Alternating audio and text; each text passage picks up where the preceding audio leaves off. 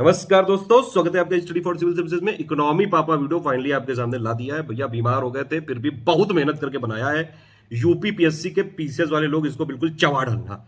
सारा डेटा बिल्कुल अपडेट करके है, किसी मैगजीन में नहीं दिया हुआ ये डेटा। सारी चीजें अपडेट करके दी हुई है। सारी जितने भी इकोनॉमिक जो स्पेसिफिक पोजीशन होती है यूपीपीएससी के जो क्वेश्चन होते हैं जिस तरह से सारे इसमें कवर किए गए हैं। जिन लोगों ने इकोनॉमिक सर्वे वाला पापा वीडियो देखा था, यूनियन बजट वाला देखा था, यूपी बजट वाला देखा था, उनको ये देखना बहुत जरूरी है और बाकी लोग के लिए तो है ही जरूरी। क्योंकि कई सारा डेटा जो इकोनॉमिक सर्वे में, यूनियन बजट में, यूपी बजट में जो बताया गया था वो बाद में रिवाइज हुआ है। कई सारे अपडेट आए हैं, नेशनल इनकम के अपडेट आते रहते हैं, कई सारे पीआईबी के अपडेट होते हैं, मॉस्पी के अपडेट होते हैं। सारा इसमें एक एक चीज बताई गई। इसमें यह भी बताया गया है कि इकोनॉमिक सर्वे के हिसाब से क्या पोजीशन थी और लेटेस्ट डेटा के हिसाब से क्या पोजीशन है। सारे इंपॉर्टेंट टर्म शुरू में मैंने जो है पूरा एक इंडेक्स पेज भी बनाया है, उसमें सारा लिखा हुआ है। एफडीआई हो गया, रेमिटेंस हो गया, फिजिकल डेफिसिट हो गया, सारी चीजें इसमें है। सर्विस एक्सपोर्ट कितना है इंडिया का, यूपी की एक्सपोर्ट में क्या पोजीशन है, टूरिज्म वाला क्या डेटा है, सारा इसमें एक एक चीज बिल्कुल छाट छाट के लाया हूं। जिस तरह से यूपीपीएससी का पैटर्न है, जो लोग यूपीएससी परीक्षा वाले हैं वो लोग भी इसको देख डालना, बहुत क्वेश्चन इससे मिल सकते हैं। इकोनॉमी के करंट अफेयर का मोस्ट इंपॉर्टेंट पार्ट है ये।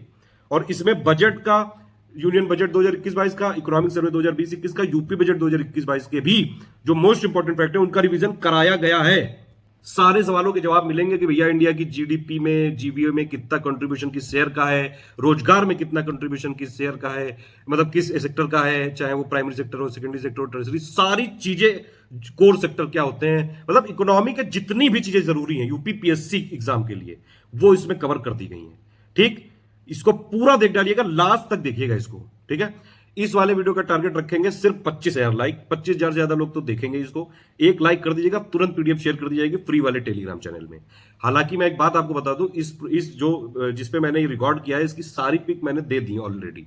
करीबन 70% से ज्यादा पिक दे दी है फ्री टेलीग्राम में। बाकी जो बच्ची वो भी पिक के फॉर्म में तो आपको मिल ही जाएगा, लेकिन पूरी एक जगह पीडीएफ चाहिए तो 25,000 लाइक कर देना, सारे जगह शेयर जरूर कर देना।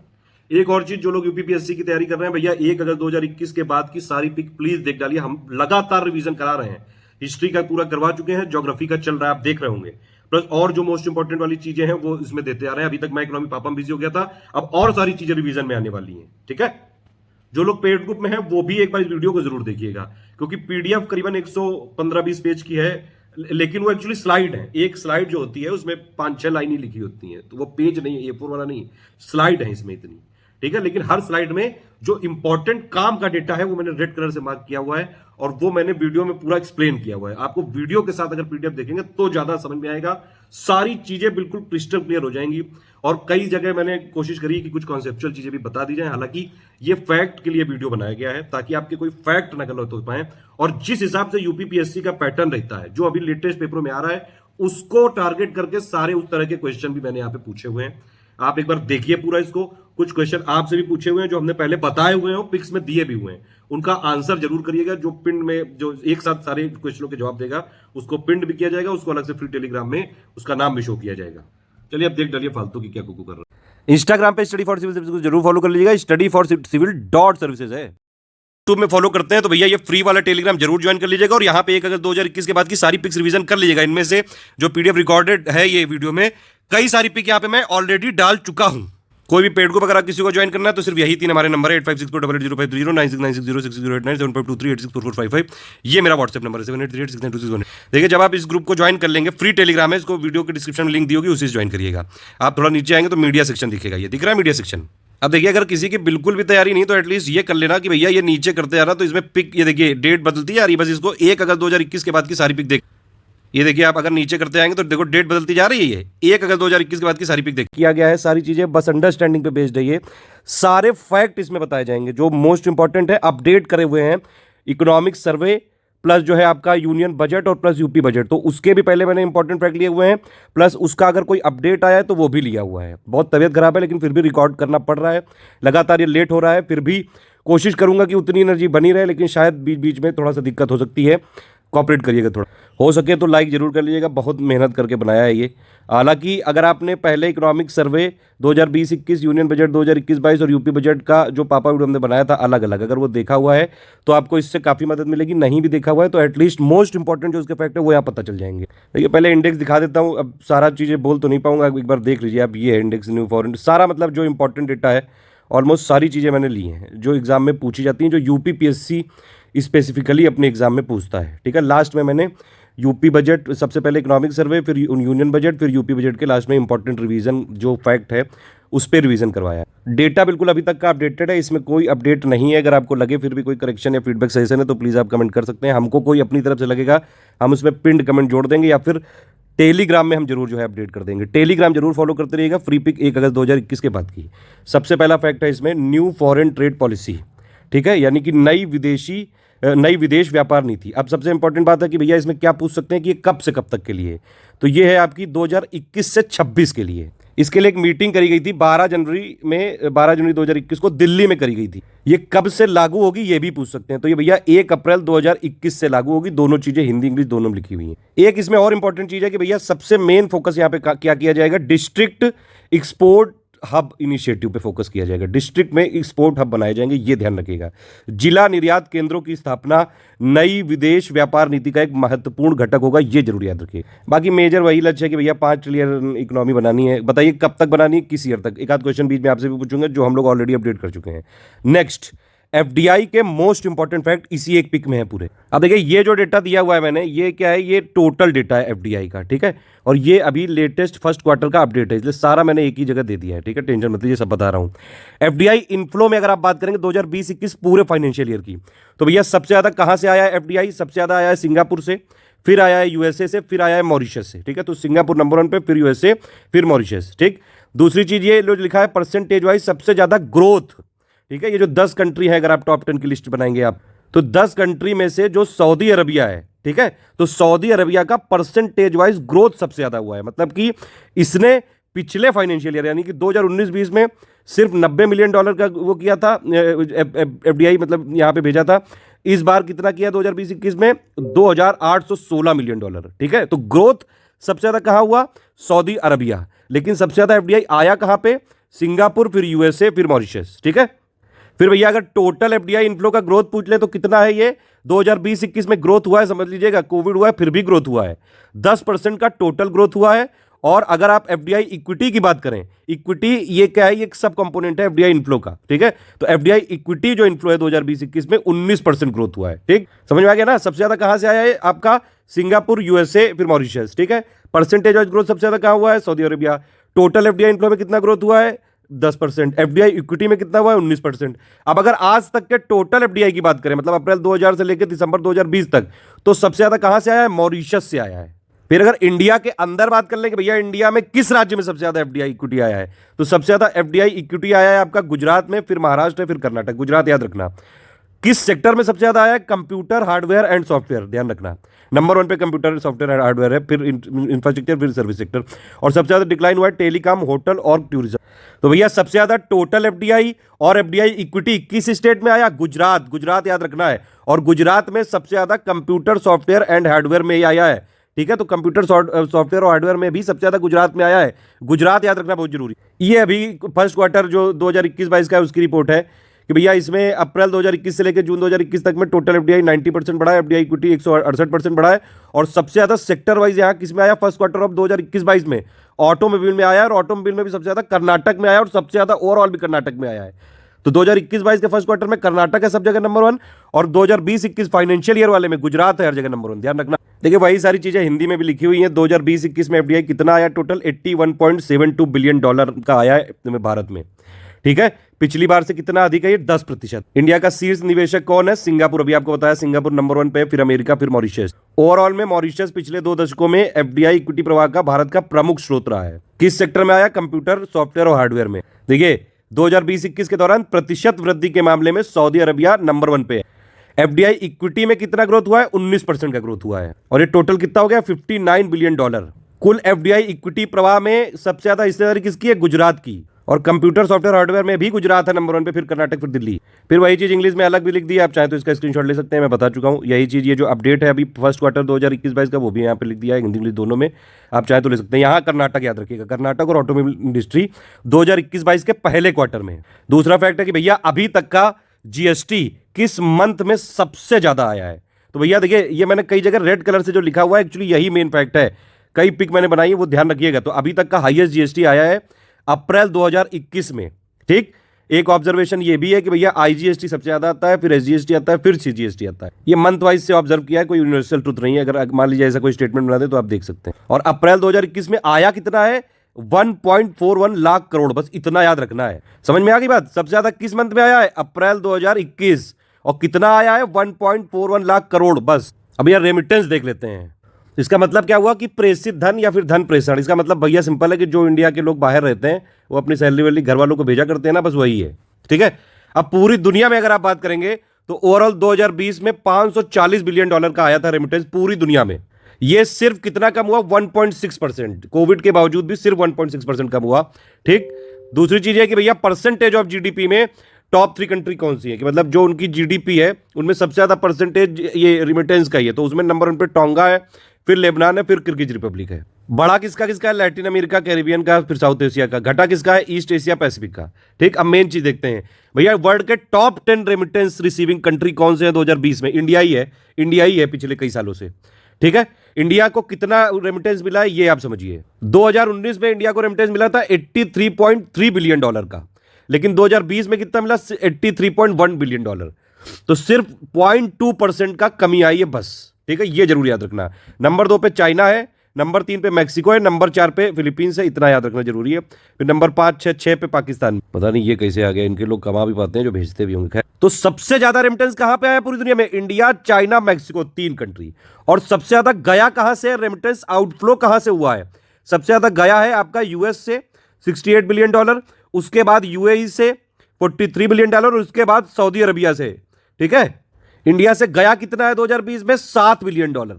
अच्छा, इंडिया में जो 0.2% की गिरावट दर्ज की गई है वो सबसे ज्यादा किसकी वजह से गिरावट हुई है? यूएई की वजह से। यूएई से जो हमको मिलता था रेमिटेंस उसमें 17% की कमी आई है, इसलिए हमारा 0.2% गिरावट हुई है। बस इतना याद रखना है।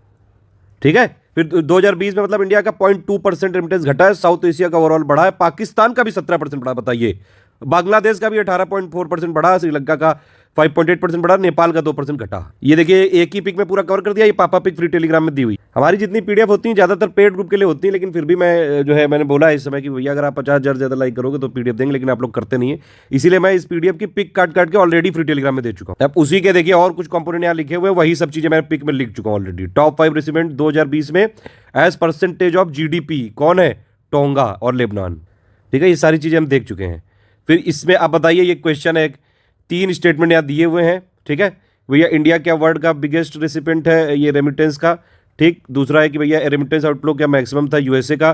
तीसरा ये कि इंडिया ने करीबन इतने 83 बिलियन डॉलर यहाँ पे पाया है और 0.2% का यहाँ पे गिरावट है। तीनों स्टेटमेंट सही है, इसीलिए इसका हो जाएगा डी। देखिए इस पीडीएफ में कुछ ऐसी भी चीज़ें हैं जो बीच में मैं कवर कर रहा था, इसकी मैंने पिक दी हुई है, एनसीआर का अलग से भी दिया हुआ है। ठीक है, आप उसकी पिक देख लीजिए। मेनली बस इसमें यही है कि भैया एनसीआर कैसे बना। एनसीआर पीबी एक बोर्ड था 1985 में, और यूपी का लेटेस्ट डिस्ट्रिक्ट शामली इसमें 2017 में हुआ। एनसीआर में 3 स्टेट हैं, 1 यूनियन टेरिटरी है, 23 डिस्ट्रिक्ट हैं दिल्ली के अलावा।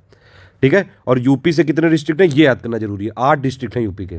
और यूपी कितना परसेंट कंट्रीब्यूट करता है? 26.9%। सबसे ज्यादा करता है हरियाणा 45.97। 20th लाइव स्टॉक को हम लोग मिसलेनियस पापा में कवर कर चुके हैं। मिसलेनियस पापा जरूर देख लीजिएगा, ये मिसलेनियस पापा में कवर किया हुआ है। ठीक है, नेक्स्ट है आपका कोर इंडस्ट्री। ठीक है, 8 कोर इंडस्ट्री होती हैं। बेस ईयर है इसका 2011-12। मंथली डेटा आता है ये डीआईपीपी मिनिस्ट्री ऑफ कॉमर्स के अंडर में है ये। अच्छा, इसमें एक चीज ये पता होनी चाहिए कि भैया पहली बात तो ये कि 8 कोर जो इंडस्ट्री है वो कौन कौन सी है, तो उसमें कौन सी है? 8 हैं। ठीक है, इसकी एक ट्रिक याद रख सकते हैं आप, C3 फ्रेंड्स। इसमें कॉमन वर्ड है, वैसे आप चाहें तो कर सकते हैं उसको, अदरवाइज जो है मैं माफी चाहूंगा, लेकिन ये लिखा हुआ है मैंने यहाँ पे। 3 होती है दोस्त कोर इंडस्ट्री में गए, अगर आप ऐसे याद रखें तो मतलब C3 फ्रेंड्स, किसी भी तरह से आप सी को रिलेट कर सकते हैं। 3 चालाक दोस्त कोर इंडस्ट्री में गए, ऐसे भी कर सकते हैं। तो C3 फ्रेंड्स आपको याद रखना है। कुल मिला के बात ये है। सी से क्या हो जाएगा? कोल, क्रूड ऑयल।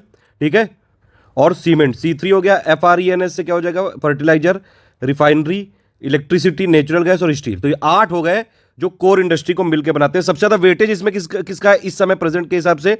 रिफाइनरी का है 28। ठीक है, और सबसे कम वेटेज है इसमें फर्टिलाइजर का, ये ध्यान रखना। ये वेटेज वाइज पोजीशन दी है, सबसे ज्यादा रिफाइनरी, फिर इलेक्ट्रिसिटी, फिर स्टील, सबसे कम है आपका फर्टिलाइजर। ये देखिए लिखा भी हुआ है। अब देखिए इसका इंपॉर्टेंस ये है कि जो 8 कोर इंडस्ट्री है ये index of industrial production IIP में 40.27% कंट्रीब्यूट करती हैं। डेटा तो इसका बदलता रहता है, हालांकि ये लेटेस्ट डेटा जो मैंने लिया था उसमें भैया जुलाई 2021 में बाकी सब बढ़े थे, सिर्फ क्रूड ऑयल घटा था, ये लेकिन बदलता रहता है। नेक्स्ट है माइग्रेशन डेटा, बेहद जरूरी है भैया, ये प्रवासी के बारे में है। ये देखिए एक अंडेसा की रिपोर्ट है, अंडेसा मतलब UN department of economic and social affairs, इसकी एक रिपोर्ट है इंटरनेशनल माइग्रेशन 2020।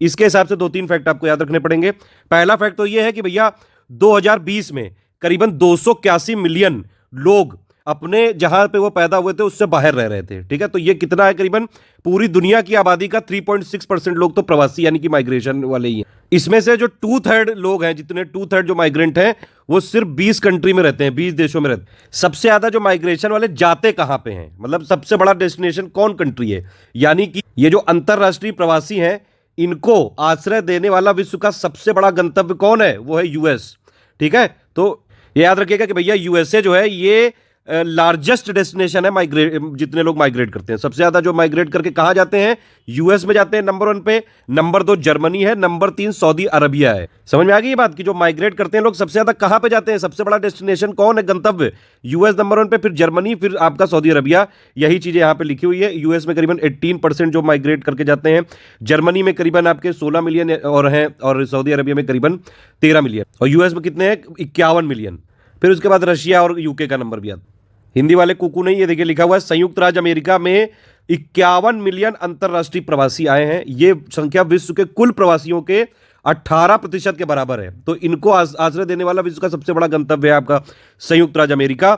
जर्मनी नंबर 2 पे है, सऊदी अरबिया नंबर 3, फिर रशिया है, फिर यूके है। अब अगर डायस्पोरा की बात करें कि भैया कौन सा ऐसा देश है जिसके जो नागरिक है वो दूसरे देशों में रहते हैं, सबसे ज्यादा नंबर इसमें किसका है, तो वो है अपना इंडिया, ठीक है। इंडिया ने टॉप किया है किस लिस्ट में, लार्जेस्ट डायस्पोरा 2020 की जो लिस्ट आई है उसमें इंडियंस जो है वो अपने देशों से बाहर सबसे ज्यादा रहते हैं। ये है इसका मतलब। कितने लोग रहते हैं इंडिया के, करीबन 18 मिलियन, करीबन 1.8 करोड़ जो इंडियन है वो बाहर कहीं रह रहे हैं। हिंदी वाले कुकू ने ये देखिए लिखा हुआ है भारत 2020 में विश्व के सर्वाधिक प्रवासी वाले देशों की सूची में नंबर 1 पे है। इसमें भारत में जन्मे 18 मिलियन लोग देश से बाहर रहते हैं। प्रवासियों की संख्या के मामले में भारत के बाद आता है मैक्सिको, फिर रशिया, फिर चीन, फिर सीरिया। तो सबसे ज्यादा माइग्रेट करके लोग जाते कहां पे हैं, यूएसए में, ठीक है। और सबसे ज्यादा जो उस देश के नागरिक हैं जो सबसे ज्यादा नंबर ऑफ बाहर रहते हैं यानी कि डायस्पोरा की पॉपुलेशन में नंबर 1 पे है हमारा इंडिया, ध्यान रखना। और अगर दुनिया के प्रमुख क्षेत्रों की बात करी जाए तो सबसे ज्यादा इंटरनेशनल माइग्रेंट कहां पे बसते हैं, यूरोप में, ठीक है। नंबर 1 पे यूरोप है, नंबर 2 पे उत्तरी अमेरिका है। इसकी भी पिक दे रखी है फ्री टेलीग्राम में, आप चाहे तो देख लीजिएगा, पढ़ सकते हैं आप, ठीक। देखिए वही चीज यहाँ पे मैंने लिखी है, सबसे ज्यादा डायस्पोरा इंडिया का है। सबसे ज्यादा इंडियन विदेशों में कहाँ रहते हैं वो भी समझ लीजिए। तो इंडियन विदेशों में सबसे ज्यादा कहाँ रहते हैं, यूएई में, ये आ सकता है क्वेश्चन, ठीक है। नंबर 2 पे है यूएसए, नंबर 3 पे सऊदी अरबिया। सबसे ज्यादा टूरिस्ट कहाँ जाते हैं, फ्रांस, ये आगे और देखेंगे ठीक से। भारत के करीबन 1.8 करोड़ लोग दुनिया के अलग अलग देशों में रहते हैं, और विदेशों में रहने वाले भारतीयों में सबसे ज्यादा 35 लाख संयुक्त अरब अमीरात में रहते हैं, 27 लाख अमेरिका में रहते हैं। और Bharat world travel and tourism index में रैंकिंग में कितने नंबर पे, 34वें नंबर पे आता है, ठीक है। ये एक इंपॉर्टेंट अपडेट है इंडिया का एग्री एक्सपोर्ट का। ये ऐसे कुछ अनकन्वेंशनल क्वेश्चन पूछता है यूपीपीएससी, इसीलिए डाले गए हैं। इंडिया का जो एग्रीकल्चर एक्सपोर्ट है 2020-21 में ये बढ़ा है 17.37%, ये हिंदी में भी लिखा हुआ है, निर्यात बढ़ा है। और सबसे ज्यादा इंडिया एग्रीकल्चर में क्या एक्सपोर्ट करता है, मरीन प्रोडक्ट, ठीक है। ये ध्यान रखेंगे। ये पूरी टोटल लिस्ट दी हुई है, ये पिक भी दी हुई है फ्री टेलीग्राम में। अब देखिए ये है एसआरएस डेटा, ये टाइम पे बदलता रहता है। जो लेटेस्ट वाला है वो मैं यहाँ पे लिखा हूँ। एक चीज पहले समझ लीजिए कि ये ज्यादातर इसमें डेटा जो है NHFS 4 का है, क्योंकि अभी NHFS 5 का पूरा डेटा नहीं आया है। उसका पहला फेज हुआ है जिसमें 22 स्टेट में किया गया है। 131 इंडिकेटर थे, ये ध्यान रखना, क्या पता यही ऑप्शन में पूछ लें। TFR जो है 22 स्टेट में से 19 में 2.1 यानी कि रिप्लेसमेंट लेवल आ गया है। ध्यान रखना, रिप्लेसमेंट लेवल मैंने बताया था मिस पापा में, याद है क्या था। सिर्फ 3 में अभी भी ज्यादा है, मणिपुर, मेघालय और बिहार, और बाकी का डेटा ही नहीं आया है ना अभी। Highest CPR couple protection rate है आपकी हिमाचल प्रदेश और वेस्ट बंगाल की। SRB यानी कि सेक्स रेशियो एट बर्थ, ये 900 से कम सिर्फ तेलंगाना, हिमाचल प्रदेश, गोवा और दादरा नगर हवेली और दमन एंड दीव का है। बाकी डेटा देख लो, बहुत इंपॉर्टेंट है ये। देखिए ये ओवरऑल इंडिया का मैंने लिखा हुआ, बर्थ रेट टोटल इंडिया का कितना है 20, ठीक। और ये रूरल का कितना है 21.6, ये अर्बन का है। ये डेथ रेट है टोटल इंडिया का 6.2, नेचुरल ग्रोथ रेट है इंडिया का 13.8, इन्फेंट मोर्टेलिटी रेट इस समय 32 है, और ये रूरल का ज़्यादा है, अर्बन का कम है। अब देखिए ये डेटा कहीं मिलता नहीं है, बनाना पड़ता है बाकायदा रिपोर्ट में घुस घुस के। तो भैया सबसे पहले IMR यानी कि शिशु मृत्यु दर, इन्फेंट मोर्टेलिटी रेट, इंडिया का है 32। टॉप 3 सबसे ज़्यादा किसका है? MP का 48, यूपी का 43, यूपी अपना नंबर 2 पे है। नंबर 3 पे असम और छत्तीसगढ़ दोनों का 41 है। सबसे कम ये किसका है IMR? ये है नागालैंड का सबसे कम, उससे ऊपर है मिजोरम। ठीक है, यूटी में अगर आप देखेंगे तो सबसे ज़्यादा आपका दमन दीव में है और सबसे कम है अंडमान निकोबार में। ये एक टेबल बिहार उत्तराखंड की भी डाल दी मैंने, क्योंकि BPSC उत्तराखंड वालों को भी सर्व करते हैं, तो ये पिक उनके लिए भी हो सकती है। नेचुरल ग्रोथ रेट इंडिया का है 13.8, सबसे ज़्यादा बिहार का 20.3, यूपी नंबर 2 पे 19, सबसे कम है गोवा का 6.4, और यूटी में सबसे ज़्यादा है आपका दादरा एंड नागर हवेली, सबसे कम है अंडमान निकोबार का। बर्थ रेट इंडिया का है 20, सबसे ज़्यादा है बिहार 26.2, यूपी नंबर 2 पे 25.6, गोवा सबसे कम है 12.4, और यहाँ पे यूटी में सबसे ज्यादा दादरा नागर हवेली, सबसे कम है Andaman Nicobar island. Death rate पूरे इंडिया का है 6.2, सबसे ज्यादा है छत्तीसगढ़ का, फिर उड़ीसा का है। ठीक है, सबसे कम है डेथ रेट 3.5 नागालैंड का, सबसे ज्यादा पुडुचेरी है यूटी में, और सबसे कम है दिल्ली 3.3 यूटी में। TFR टोटल फर्टिलिटी रेट इस समय इंडिया का कितना है? 2.2 है, ध्यान रखना, इसमें कुकू नहीं, मैं चेक कर चुका हूं पूरा डेटा। सबसे ज्यादा बिहार का है 3.4, अभी वो NHFS 5 में अपडेट हुआ है, लेकिन 4 के हिसाब से 3.4 ही है अभी ओवरऑल, मतलब बिहार का ही है। यूपी का TFR है 2.7, ध्यान रखिएगा लेटेस्ट डेटा के हिसाब से। सिक्किम का सबसे कम है TFR 1.2, यूटी में सबसे ज्यादा दादरा नागर हवेली, सबसे कम Andaman Nicobar. Child sex ratio पूरे इंडिया का 919 है, सबसे ज्यादा अरुणाचल प्रदेश का, सेंसस का डेटा है हालांकि ये, सबसे कम है हरियाणा का। MMR मैटरनल मोर्टेलिटी रेट ये भैया बदला हुआ है, 113 है इंडिया का, ये ध्यान रखना। सबसे ज्यादा असम का है 215, यूपी नंबर 2 पे 197, सबसे कम है केरल का 43। ये बीच बीच में कई सारा जो मॉनिटरी पॉलिसी कमेटी की रिकमेंडेशन होती है उस हिसाब से चल रहा है। कई बार कहो यही पूछ लें, पॉलिसी रिपो रेट है 4%, रिवर्स रिपो है 3.35%, मार्जिनल स्टैंडिंग फैसिलिटी रेट है 4.25, बैंक रेट 4.25, और CRR है आपका 4%, SLR है 18%। एक बार इसकी डेफिनेशन देख लीजिएगा, और प्लस इसका इन्फ्लेशन पे क्या इफेक्ट होता है वो आप जरूर देख लीजिएगा। सारी डेफिनेशन इसमें इंक्लूड नहीं कर रहा हूं, अदरवाइज वीडियो बड़ा हो सकता है। नेक्स्ट भैया इंडिया का फॉरेन एक्सचेंज रिजर्व। ठीक है, पहली बात तो ये कि ये वीकली जो है इसकी रिपोर्ट जारी करता है RBI। मैंने जो लेटेस्ट पोजीशन ली है वो सितंबर 10 तक की ली है। ठीक, तो एक चीज ये है कि भैया सर्वे में बताया गया था कि भारत के पास इतना फॉरेन एक्सचेंज रिजर्व है कि हम 18 मंथ तक का इंपोर्ट कर सकते हैं, ये बात याद रखना। अब इसके कंपोनेंट क्या क्या होते हैं, देखिए ये है फॉरेन एक्सचेंज रिजर्व। ठीक है, 3 कंपोनेंट होते हैं, 4। एक है आपका फॉरेन करेंसी एसेट, दिख रहा है ये हर बार RBI करता है हर वीक में। फॉरेन करेंसी एसेट हो गया, गोल्ड हो गया, SDR हो गया, और रिजर्व पोजीशन इन IMF है। यहाँ पे reserve position in world bank नहीं है, ध्यान रखना, IMF है ये। तो सबसे बड़ा फॉरेन एक्सचेंज रिजर्व का कंपोनेंट है FCA यानी कि फॉरेन करेंसी एसेट। आप देख सकते हैं यहाँ पे करीबन 641 अगर बिलियन डॉलर का है हमारे पास, ये 10 सितंबर की पोजीशन के हिसाब से। उसमें से 578 तो फॉरेन करेंसी एसेट ही है। ठीक है, नंबर 2 पे है गोल्ड, नंबर 3 पे है SDR, और नंबर 4 पे है रिवर्स पोजीशन इन IMF। ये कंपोनेंट याद रखिएगा, प्लस ये सबसे ज्यादा कम कौन है ये भी। अब देखिए इसका अपडेट ये है कि 22 जुलाई 2021 को एक न्यूज आई, और भारत पूरी दुनिया का 4th largest foreign exchange reserve holder बन चुका है। इकोनॉमिक सर्वे में इसको 5th बताया था, लेकिन ये 4th बन चुका है। अब सारी पोजीशन में इसलिए क्लियर कर रहा हूं। नंबर 1 पे है चाइना, फिर जापान, फिर स्विट्जरलैंड, फिर इंडिया आ चुका है। हर वीक बदल जाता है, मैंने आपको बताया। फॉरेन करेंसी एसेट जो होते हैं 90% इसमें इंडिया का फॉरेन एक्सचेंज रिजर्व है, और ये मल्टी करेंसी पोर्टफोलियो होता है। इसमें US डॉलर भी होते हैं, यूरो भी होता है, पाउंड स्टर्लिंग भी होता है, जापानीज येन भी होता है, ये सारी चीज। अब देखिए MSP की और FRP का लेटेस्ट अपडेट लेते हैं। पहले तो इससे रिलेटेड बहुत इंपॉर्टेंट स्टैटिक फैक्ट, MSP को CACP, ठीक है, commission for agriculture cost and product, ये होता है CACP का फुल फॉर्म। तो MSP को CACP रिकमेंड कर रही है 2009 से। अगर पूछा जाए कि भैया कितनी क्रॉप्स के लिए MSP होता है, तो भैया इसका आंसर होगा 22। एक तो पहली बात ये। दूसरी बात, अगर ये पूछा जाए कि टोटल कितनी कमोडिटी के लिए होगा ये MSP, तो है आंसर 23। CACP करता क्या है कि भैया 22 क्रॉप के लिए MSP डिक्लेयर करता है, प्लस शुगर केन के लिए FRP डिक्लेयर करता है। सारे इंपॉर्टेंट यहां लिखे हुए हैं, इसमें कुकू नहीं, सब एकदम क्रॉस चेक करके लिखा हुआ है। MSP मतलब होता है मिनिमम सपोर्ट प्राइस, FRP मतलब होता है फेयर एंड रेम्यूनरेटिव प्राइस। ठीक है, तो ये CACP करता है 22 क्रॉप के लिए MSP, एक FRP, और फाइनल कौन करते हैं इन प्राइस को? CCEA, cabinet committee on economic affairs. ठीक है, अच्छा इसकी अध्यक्षता कौन करते हैं, जल्दी से कमेंट करके आप बताइए। CACP एक स्टैट्यूटरी बॉडी है, 1965 में बनी थी, ध्यान रखिएगा ये चीज। 1966-67 में पहली बार MSP दिया गया वीट को। एक स्वामीनाथन कमेटी बनी थी 2004 में, और इसी की रिकमेंडेशन पे 2018-19 से MSP का 1.5 टाइम्स, नहीं सॉरी, यहां पे ये चीज थोड़ी गड़बड़ हो गई। एक्चुअली क्या है, ये जो स्वामीनाथन कमेटी 2004 में बनाई गई थी, उसने ये बताया था कि आपका जितना प्रोडक्शन कॉस्ट लगेगा उसका 1.5 गुना एमएसपी मिलना चाहिए। ये है मेन चीज, समझ में आ गया? जितना प्रोडक्शन कॉस्ट लगेगा उसका 1.5 गुना एमएसपी मिलना चाहिए, तभी तो किसानों को फायदा होगा। गन्ना यानी कि शुगर केन के लिए एफआरपी डिक्लेयर करता है सीएसईपी केंद्र सरकार, और एसएपी एक होता है वो डिक्लेयर करती है राज्य सरकार।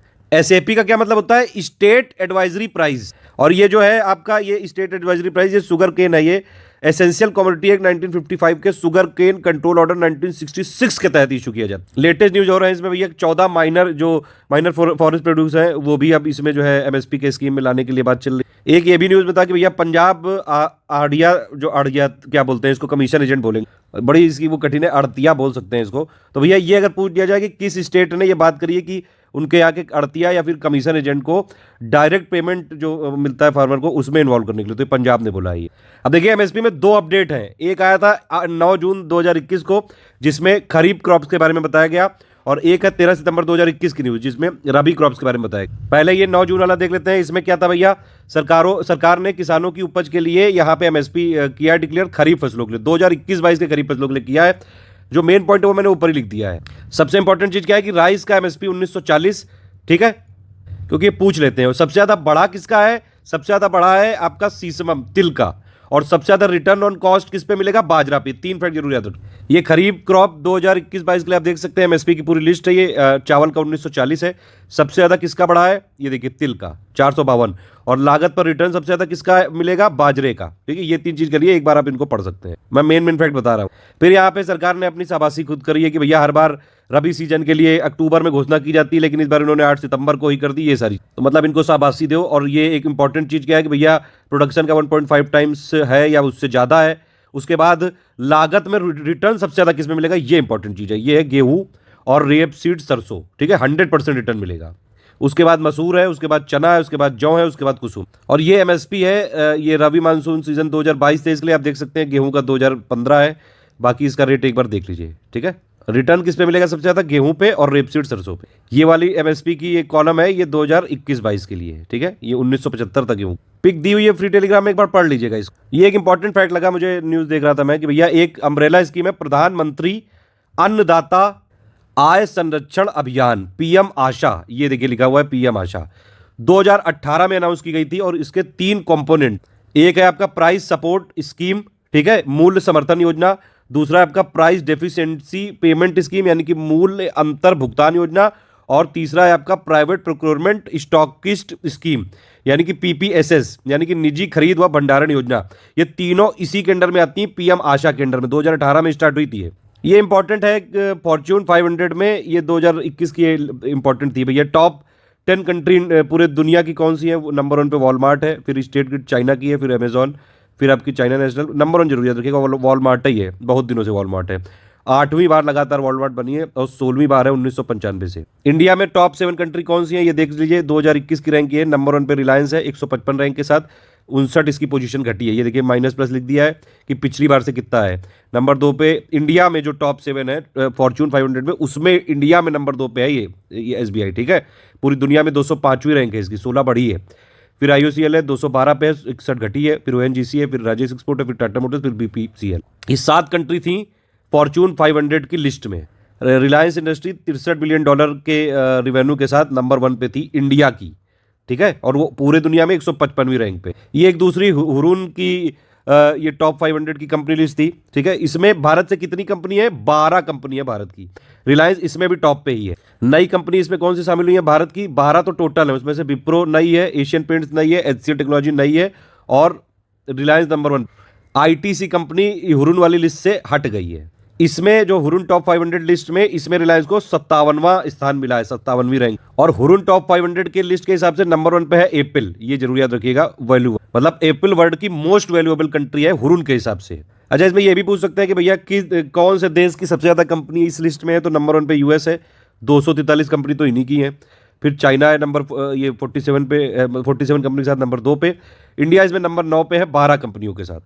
ये एक पेड क्विज का क्वेश्चन भी था कि भैया Hurun India future unicorn list भी एक आई थी 2021 की, उसके हिसाब से वर्ल्ड का लार्जेस्ट यूनिकॉर्न इकोसिस्टम कौन है? तो ये देख लीजिए आप। ये देखिए यूनिकॉर्न में आप देखें तो यूनिकॉर्न की लिस्ट में भैया यूएस नंबर 1 पे है 396 यूनिकॉर्न के साथ, चाइना नंबर 2 पे 277 यूनिकॉर्न के साथ और इंडिया नंबर 3 पे 51 यूनिकॉर्न के साथ है। यूनिकॉर्न मतलब होता है $1 बिलियन से ज्यादा। अब देखिए जीडीपी का डेटा देखते हैं, बड़ा कंफ्यूजिंग सा आपको लगेगा, लेकिन मैंने काफी सारी चीजें एकदम क्लियर करके लिखी हुई है लेटेस्ट अपडेट के साथ। पहले एक डेफिनेशन नॉर्मल से देख लीजिए।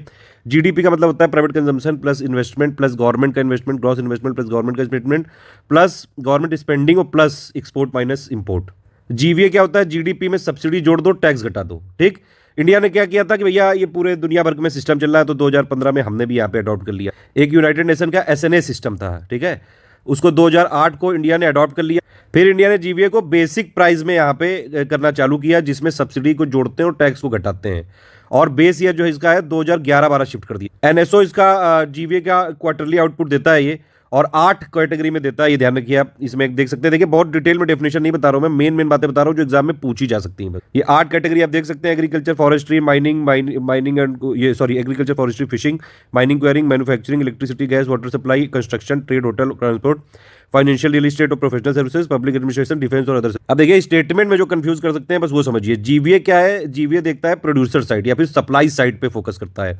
जीडीपी कंज्यूमर साइड पे, कस्टमर साइड पे फोकस करता है।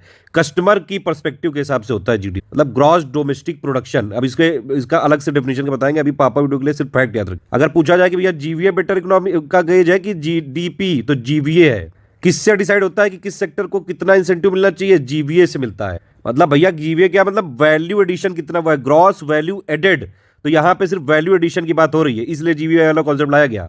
और बाकी हम लोग को कैपिटल इन्वेस्टमेंट चाहिए, तो दुनिया भर की है जो इंटेलेक्चुअल सोफिस्टिकेटेड वाली बातें करनी पड़ती हैं, इसलिए और लाया गया। अदरवाइज जीडीपी में भी कोई खास समस्या नहीं। इकोनॉमी के टेक्निकल पॉइंट ऑफ व्यू से देखेंगे तो जीवीए भी एक बेटर कॉन्सेप्ट है, हालांकि उसमें बस ये है कि डेटा से खिलवाड़ ना किया जाए। तो बस इतना समझिए, अभी फैक्ट ले इतना काफी। अब देखिए इसमें 3-4 अपडेट है। एनएसओ एक तो अपडेट देता रहता है, एक इसने 29 जनवरी को दिया, फिर 26 फरवरी को दिया, फिर इकोनॉमिक सर्वे में कुछ और बोला गया, ठीक है, फिर ये और एक डेटा आया 31 मई को, फिर 31 अगस्त को। ये सारा फिर कई लोगों ने क्या क्या जीडीपी के बारे में बोला, ये सारी चीजें एक एक करके समझते हैं, एक एक करके, ताकि चीजें क्लियर हो जाए। बस आपको जितना इंपॉर्टेंट है वही बताऊंगा बस। अभी देखिए ये एस्टिमेट आए थे national income, consumption, expenditure, saving और कैपिटल फॉर्मेशन के।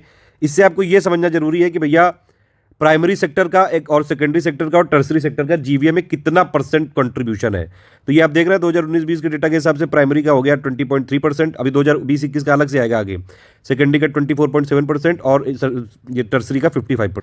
ये तीनों का ग्रोथ रेट आप देख सकते हैं 2019-20 का data. GCF gross capital formation में सबसे ज्यादा शेयर किसका है, ये पूछा जा सकता है। तो हाईएस्ट कंट्रीब्यूटर कौन है?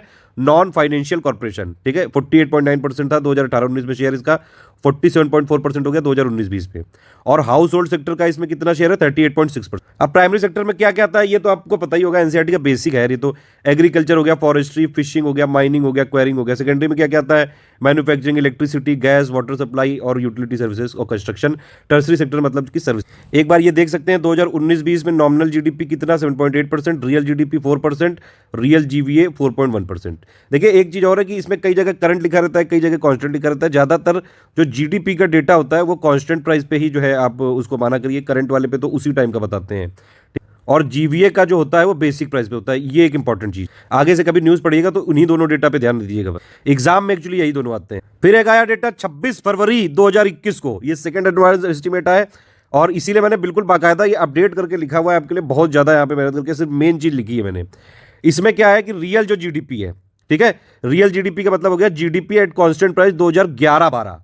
ये देखिए ये 2020-21 की -8% इसके अपडेट के हिसाब से थी, और 2019-20 की 4% बताई। हालांकि अभी आगे हम देखेंगे कि 2020-21 की फाइनली जो जीडीपी ग्रोथ हुई वो -7.3% हुई, जो फाइनल अपडेट आया था। तो इतना याद हो गया। अब इसमें क्या है कि पर कैपिटा इनकम भी यहाँ पे बताई गई।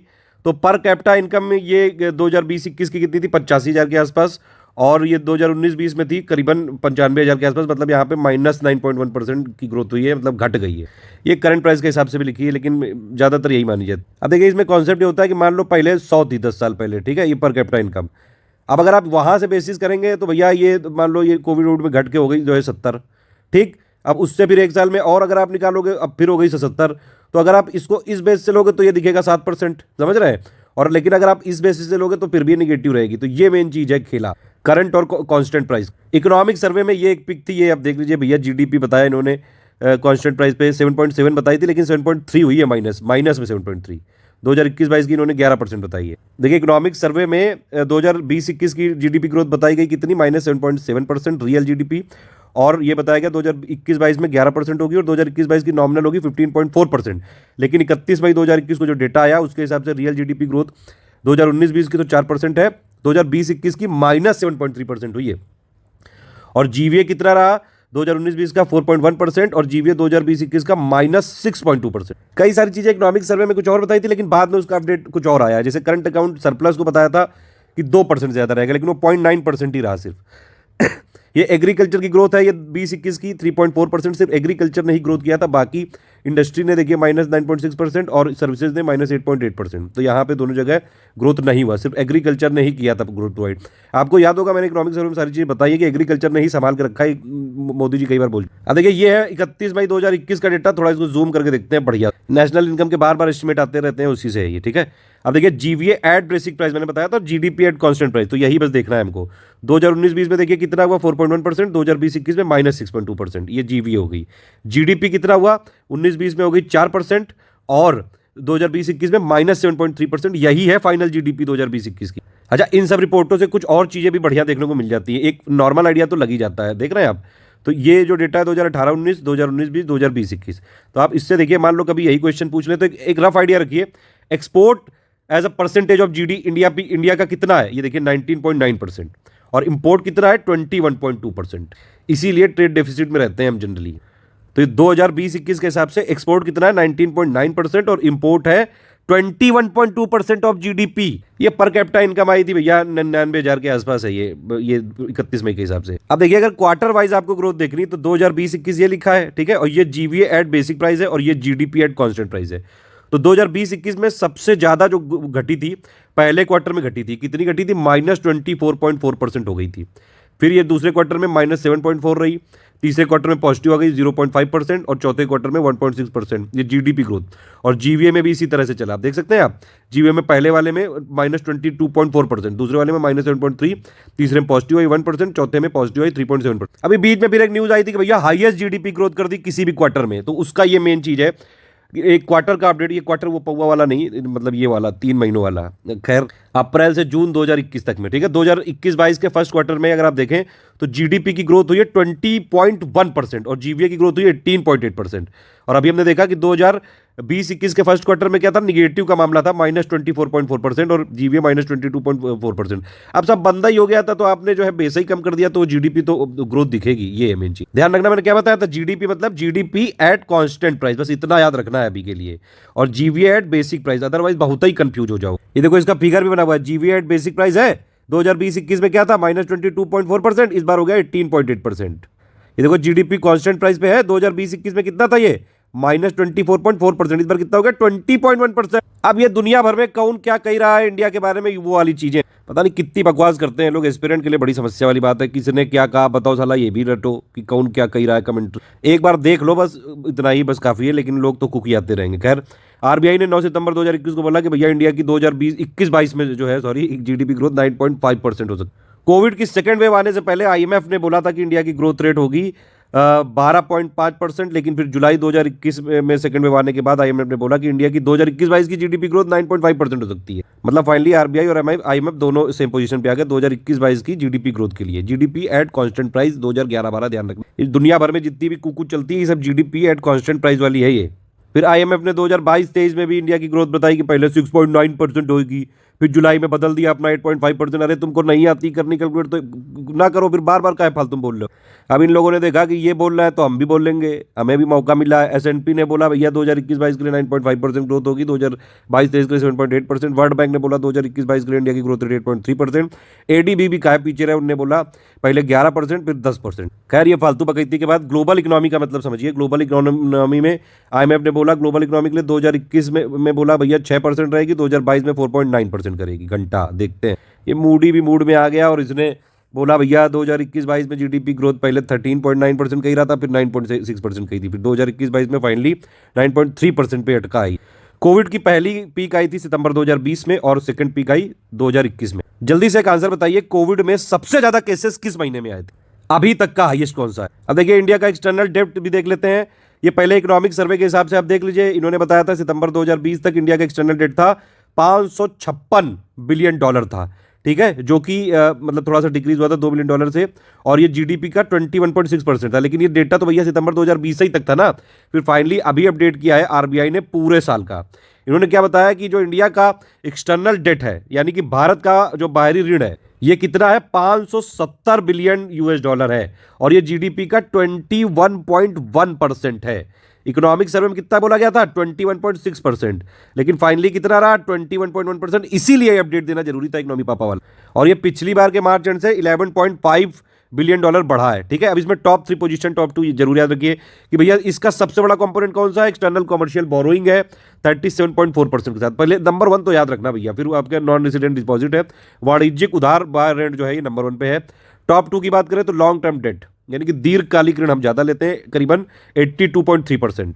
फिर भैया अगर आप ये करेंसी के हिसाब से बात करें तो यूएस डॉलर का जो डोमिनेटेड डेब्ट है 52.1% रहा, उसके बाद इंडियन रुपी में लिया, फिर उसके बाद येन में। गवर्नमेंट नॉन गवर्नमेंट में सबसे ज्यादा डेट लिया है नॉन गवर्नमेंट डेट है, करीबन 17%, 17.1% ऑफ जीडीपी, यानी कि 570 में से $462.8 बिलियन। यहाँ पे गैर सरकारी वाला ज्यादा होगा, ये थोड़ा सा मिसप्रिंट हो गया। और कॉर्पोरेशन वाइज बात करें तो भैया एनएफसी जो कॉर्पोरेशन है उन्होंने सबसे ज्यादा ऋण लिया है 40.4% के साथ। इंस्ट्रूमेंट वाइज बात करें तो लोन सबसे ज्यादा है 34.8%। अब देखिए कुछ कुछ जगह यूनियन बजट और यूपी बजट में क्या क्या चीजें कॉमन आपको याद रखनी चाहिए, जैसे फिस्कल डेफिसिट दोनों का याद रखना जरूरी है, इसीलिए एक ही पिक में बना दिया है, ठीक है। टोटल यूनियन बजट कितने का था, करीबन 34 लाख करोड़ का, और यूपी बजट था कितना, करीबन 5.5 लाख करोड़। अब देखिए फिस्कल डेफिसिट जो इंडिया की पोजीशन है वो बदली है, रिवेन्यू डेफिसिट, फिस्कल डेफिसिट और क्या क्या होता है, इस सब की डेफिनेशन हम लास्ट में जोड़ देंगे। पुराना वीडियो बहुत इंपॉर्टेंट था, कॉन्सेप्चुअल मैंने बनाया था, देख लीजिएगा लास्ट तक। 2020-21 के बजट में बोला गया कि फिस्कल डेफिसिट जो 2021-22 का हम लोग 3.5% रखेंगे, लेकिन फिर 2021-22 का बजट आया, उसमें बोला गया कि हम लोग फिस्कल डेफिसिट 9.5% रखेंगे, लेकिन फाइनली 31 मई 2021 को डेटा आया, और फाइनली 2021 का जो 9.5% हमने एस्टिमेट किया था, ये आया कितना, सिर्फ 9.3%। ये इंपॉर्टेंट चीज। और फिस्कल डेफिसिट अगर आप ये उत्तर प्रदेश का बात करें तो उत्तर प्रदेश का फिस्कल डेफिसिट 2021-22 में 4.17% और प्लस रेवेन्यू सरप्लस 1.07% रहने का अनुमान है। ये देखिएगा, ये जो लिखा हुआ है ना, तो यूपी का भैया याद रखना, ये रिवेन्यू सरप्लस है, रिवेन्यू डेफिसिट नहीं है, 1.07% ऑफ जीएसडीपी। और ये यूपी का फिजिकल डेफिसिट, यहाँ पे डेफिसिट है 4.17% ऑफ जीएसडीपी। जीएसडीपी मतलब यूपी की इकोनॉमी का। ये ओवरऑल बजट में आप देख सकते हैं 2021-22 में क्या क्या अनुमान है। राजस्व घाटा कह रहे हैं 5.1% रखेंगे, फिजिकल डेफिसिट 2021-22 में रखेंगे 6.8%, और प्राइमरी डेफिसिट रखेंगे 3.1%। 2020-21 की पोजीशन क्लियर हो गई। 9.5% कहा था हमने 2021-22 वाले बजट में, और 2020-21 वाले में कितना कहा था, 3.5%, लेकिन कोविड की वजह से फिर 9.5 करा, लेकिन फाइनली कितना है, 9.3%। रुपया कहां से आता है, कहां जाता है, ये यूनियन बजट और यूपी बजट का आप देख लीजिए। टॉप 3 आता कहां से, सबसे ज्यादा रुपया यूनियन बजट के हिसाब से बोरोइंग से, ठीक है, यानी कि उधार और अन्य देयताएं से 36%, फिर जीएसटी से आता है, फिर आता है इनकम टैक्स से। और रुपया जाता कहां है सबसे ज्यादा, ये आपका सबसे ज्यादा जाता है यूनियन बजट वाला, ये इंटरेस्ट पेमेंट पे, ब्याज अदायगी में, फिर आपका स्टेट जो शेयर है टैक्स और ड्यूटीज का 16%, फिर आपकी जो सेंट्रल सेक्टर स्कीम है। उत्तर प्रदेश बजट की बात करेंगे तो भैया यहाँ सबसे ज्यादा पैसा कहां से आता है, स्टेट के खुद के टैक्सेस से 34.5%, और फिर जो स्टेट का शेयर मिलता है सेंट्रल टैक्सेस में 22.1%, और प्लस जो ग्रांट मिलते हैं सेंट्रल गवर्नमेंट से, ये टॉप 3। और उत्तर प्रदेश के बजट में सबसे ज्यादा पैसा खर्चा कहां करते हैं, कैपिटल आउटले इस बार हुआ है 21.1%, फिर सैलरी जो जाती है गवर्नमेंट एम्प्लॉय को 13.7%, और फिर सैलरी जाती है एडेड इंस्टीट्यूशन को 13%। आप समझ रहे हैं ये चीज, उत्तर प्रदेश में टोटल जितनी जीएसडीपी है उसमें गवर्नमेंट एम्प्लॉय को सैलरी जा रही है 13.7%, और गवर्नमेंट के एम्प्लॉय उत्तर प्रदेश में किस तरह की सुविधाएं देते हैं उत्तर प्रदेश के नागरिकों को, ये आपको बहुत अच्छी तरह पता है। कभी भी आप कहीं भी सरकारी किसी में भी चले जाओ, चाहे केडीए में चले जाओ, चाहे आप किसी भी सरकारी विभाग में चले जाओ, किस तरह सिटीजन को ट्रीट किया जाता है, किस तरह उनके साथ बर्ताव किया जाता है, पुलिस प्रशासन हो। अभी देखिए आप जो है उगाई के चक्कर में लोगों का खून तक कर दिया, लेकिन ये 13.7% खा जाते हैं। ये सरकारी जॉब में लोग एक बार जाने के बाद सोचते तो यही है कि बस भैया वो दामाद है, बस उनको पैसा उगाई और जो है उसका पावर का मिसयूज करना है, सर्विसेज देना है, ये कोई नहीं सोचता है। आप लोग बन जाइए, कम से कम ये सब भी सोचिएगा भैया, नागरिकों को बड़ी परेशानी होती। खैर रुपया जाता कहाँ है, यूपी बजट में नंबर 3 पे हो गया ये सैलरी टू एडेड इंस्टीट्यूशन, और नंबर 4 पे पेंशन। ये यूनियन बजट की बात कर रहा है भैया। सब्सिडी के टॉप 3 कंपोनेंट, नंबर 1 पे है फूड, नंबर 2 पे फर्टिलाइजर, नंबर 3 पे पेट्रोलियम। फिर भैया इंडिया का जो फिजिकल डेफिसिट फाइनली पोजीशन पे 9.3% रहा, तो वो हम देंगे कहां से, तो नंबर 1 है आपका मार्केट बोरोइंग, बाजार से उधारी लेके देंगे। मार्केट बोरोइंग करेंगे, नंबर 1 पे ये सबसे बड़ा कंपोनेंट 9,67,708 करोड़ रुपया। नंबर 2 पे सिक्योरिटी अगेंस्ट स्मॉल सेविंग। ये 2 कंपोनेंट जरूर याद रखना। देखिए मेरी बात पे कोई ऑफेंड होने की जरूरत नहीं, किसी को भी एक बार सीरियसली सोचने की जरूरत है। कभी कभी लगता है मुझे कि जो सरकारी में जितनी भी लोग जॉब कर रहे हैं, चाहे एसडीएम और डीएम, वो सब है तो क्या, सिविल सर्वेंट ही तो है, जनता के नौकर ही तो है। लेकिन उनको अगर आप देख लो नॉर्मली, तो वो बिहेव इसे करते हैं जैसे किंग वही है। हमारे टैक्सेस से सारे लोगों की सैलरी जाती है और हमारे साथ ही आप समझिए कैसा नौकरों की तरह व्यवहार करते हैं जनता के साथ। इस देश की एक सबसे बड़ी समस्या यह है कि भैया गवर्नमेंट स्कीम इंप्लीमेंट नहीं हो पाती, लेकिन एक समस्या यह भी है कि ब्यूरोक्रेटिज्म बहुत ज्यादा है। खैर आप लोग भी जो है जब जाओगे तो बनोगे तो ऐसे ही। खैर आप ये पढ़िए भी, इसमें ज्यादा फोकस। ये ओवरऑल यूनियन बजट की बात करें तो भैया टोटल टैक्स का, ये टोटल टैक्स जो है 9.9% जीडीपी का है, इनडायरेक्ट टैक्स से 5% और डायरेक्ट टैक्स से 4.9% जीडीपी। ये मैं बताता जा रहा हूं कहां कहां क्या। देखिए यूनियन बजट लिखा हुआ है, सारी चीजें क्लियर है। 2021 भैया हमारे लिए काहे के लिए इंपॉर्टेंट है? 75वां ईयर है इंडिपेंडेंस का, 60वां साल हो गया गोवा के एक्सेशन को, जब हमने गोवा को छीन लिया था और भगा दिया था पुर्तगीज को। 1971 में 50 साल हो रहे हैं, हमने पाकिस्तान को बुरी तरह से होका, पूरी दुनिया के सामने जलील करके हराया था। और भैया क्या है, ये 8वां सेंसस होगा इंडिपेंडेंट इंडिया का इस बार, हालांकि वो हो ही नहीं पाया कोविड के चक्कर में। इंडिया की टर्म्स है इस बार इंडिया का टर्न है ब्रिक्स प्रेसिडेंसी में, और चंद्रयान 3 मिशन आने वाला है। ओए देखिए बीमार था मैं, रिकॉर्ड करने में मैं ठीक हो रहा हूँ मुझे लग रहा है। कुछ और इंपॉर्टेंट फैक्ट, जल जीवन मिशन रूरल ग्रामीण वाला 2019 में आया। टोटल आउटले कितना है? 3.6 लाख करोड़ का। कब तक पहुंचाना है सारे रूरल हाउस होल्ड को टैप वाटर? 2024 तक। ये इंपॉर्टेंट है। किसके अंडर में है ये? Department of sanitation and drinking water of ministry of जल शक्ति के अंडर में है ये इसकी। फिर भैया सबसे ज्यादा टैक्स यूनियन बजट के हिसाब से, यूपी बजट के हिसाब से, रट लो एकदम छाट छाट के डेटा लाया हूं। यूनियन बजट के हिसाब से सबसे ज्यादा टैक्स कौन सा आता है? जीएसटी, फिर आएगा इनकम टैक्स, फिर आएगा कॉर्पोरेट टैक्स, फिर आएगा यूनियन एक्साइज ड्यूटी, फिर आएगा, नहीं टॉप 3 रखे हैं। फिर भैया कोविड के लिए यूनियन बजट में 35,000 करोड़ रुपए का प्रोविजन किया था भारत सरकार ने। ये दो फैक्टर देख रहे हो आप। नंबर 1 पे जीएसटी है, ध्यान रखना ये 2021-22 के लिए। और यूपी बजट में क्या बताया गया कि अगर आप देखें तो भैया सबसे ज्यादा टैक्स कौन सा आएगा? जीएसटी, फिर आएगा स्टेट एक्साइज और फिर आएगा सेल्स टैक्स। और यूपी ने वैक्सीनेशन के लिए कितना पैसा दिया? 50 करोड़ रुपया। यूपी में खुद के टैक्स है करीबन 1,86,000 और जो शेयर है सेंट्रल टैक्सेस में वो उससे कम है। ये बीच बीच में इंपॉर्टेंट फैक्ट लाया हूं, बस एक बार रिवीजन के लिए है ये। अगर आप कोविड से निपटने के मामले में देखेंगे तो महाराष्ट्र ने बहुत रद्दी परफॉर्मेंस किया है, बिल्कुल अंडर परफॉर्मर रहा है ये महाराष्ट्र, नंबर ऑफ केसेज में भी, नंबर ऑफ डेथ में भी। सबसे बढ़िया किसने परफॉर्म किया? उत्तर प्रदेश, गुजरात और बिहार। ठीक है, मामलों की संख्या सीमित रखने की दिशा में अच्छा काम किया इन्होंने। फिर केरल और तेलंगाना और आंध्र प्रदेश ने भी अच्छा काम किया है मौतों की संख्या सीमित रखने के मामले में। हालांकि इसमें ये सिर्फ इकोनॉमिक सर्वे 2021 का डेटा है जो जनवरी में आया था, सेकंड वेब में। और फिर अभी जो है उसके बाद आप देखा कि केरला में क्या जो है त्राहिमाम मचा हुआ था। अब इसका अगली बार देखेंगे। इंडिया की वैक्सीन कौन कौन सी थी? Covishield, Covaxin. ये इकोनॉमिक सर्वे के फैक्ट है इसे। ये भैया इंडिया के नेशनली ये डिटरमाइंड कॉन्ट्रीब्यूशन, ठीक है, राष्ट्रीय स्तरीय निर्धारित योगदान, ये जरूर रट लेना। ये इकोनॉमिक सर्वे मेंशन बार बार कर रहे हैं, कई बार न्यूज में भी आता रहता है। क्लाइमेट चेंज वैसे ही दुनिया में चल रहा है तो इसलिए याद कर लेना। इंडिया क्या कह रहा है कि भैया हमारी जो इमिशन इंटेंसिटी है ये हम 33 से 35% कम कर देंगे 2030 तक, लेकिन उसका रेफरेंस पॉइंट क्या रखेंगे? 2005 के लेवल को 30 से 35% कम करेंगे। 40% जो हमारी इंस्टॉल्ड कैपेसिटी है नॉन फॉसिल फ्यूल से कर लेंगे 2030 तक। और हम अपना फॉरेस्ट और ट्री का जो कवर है उसको बढ़ाएंगे कितना? 2.5 से लेकर 3 बिलियन टन तक 2030 तक सारा टारगेट। अब ये वाले फैक्ट पे तो आप लोग जो है माने या ना माने, लेकिन अब जो भैया इकोनॉमिक सर्वे में जो है वो है ही। अब इस पर आप खुद ही समझो क्या कहना है आपको।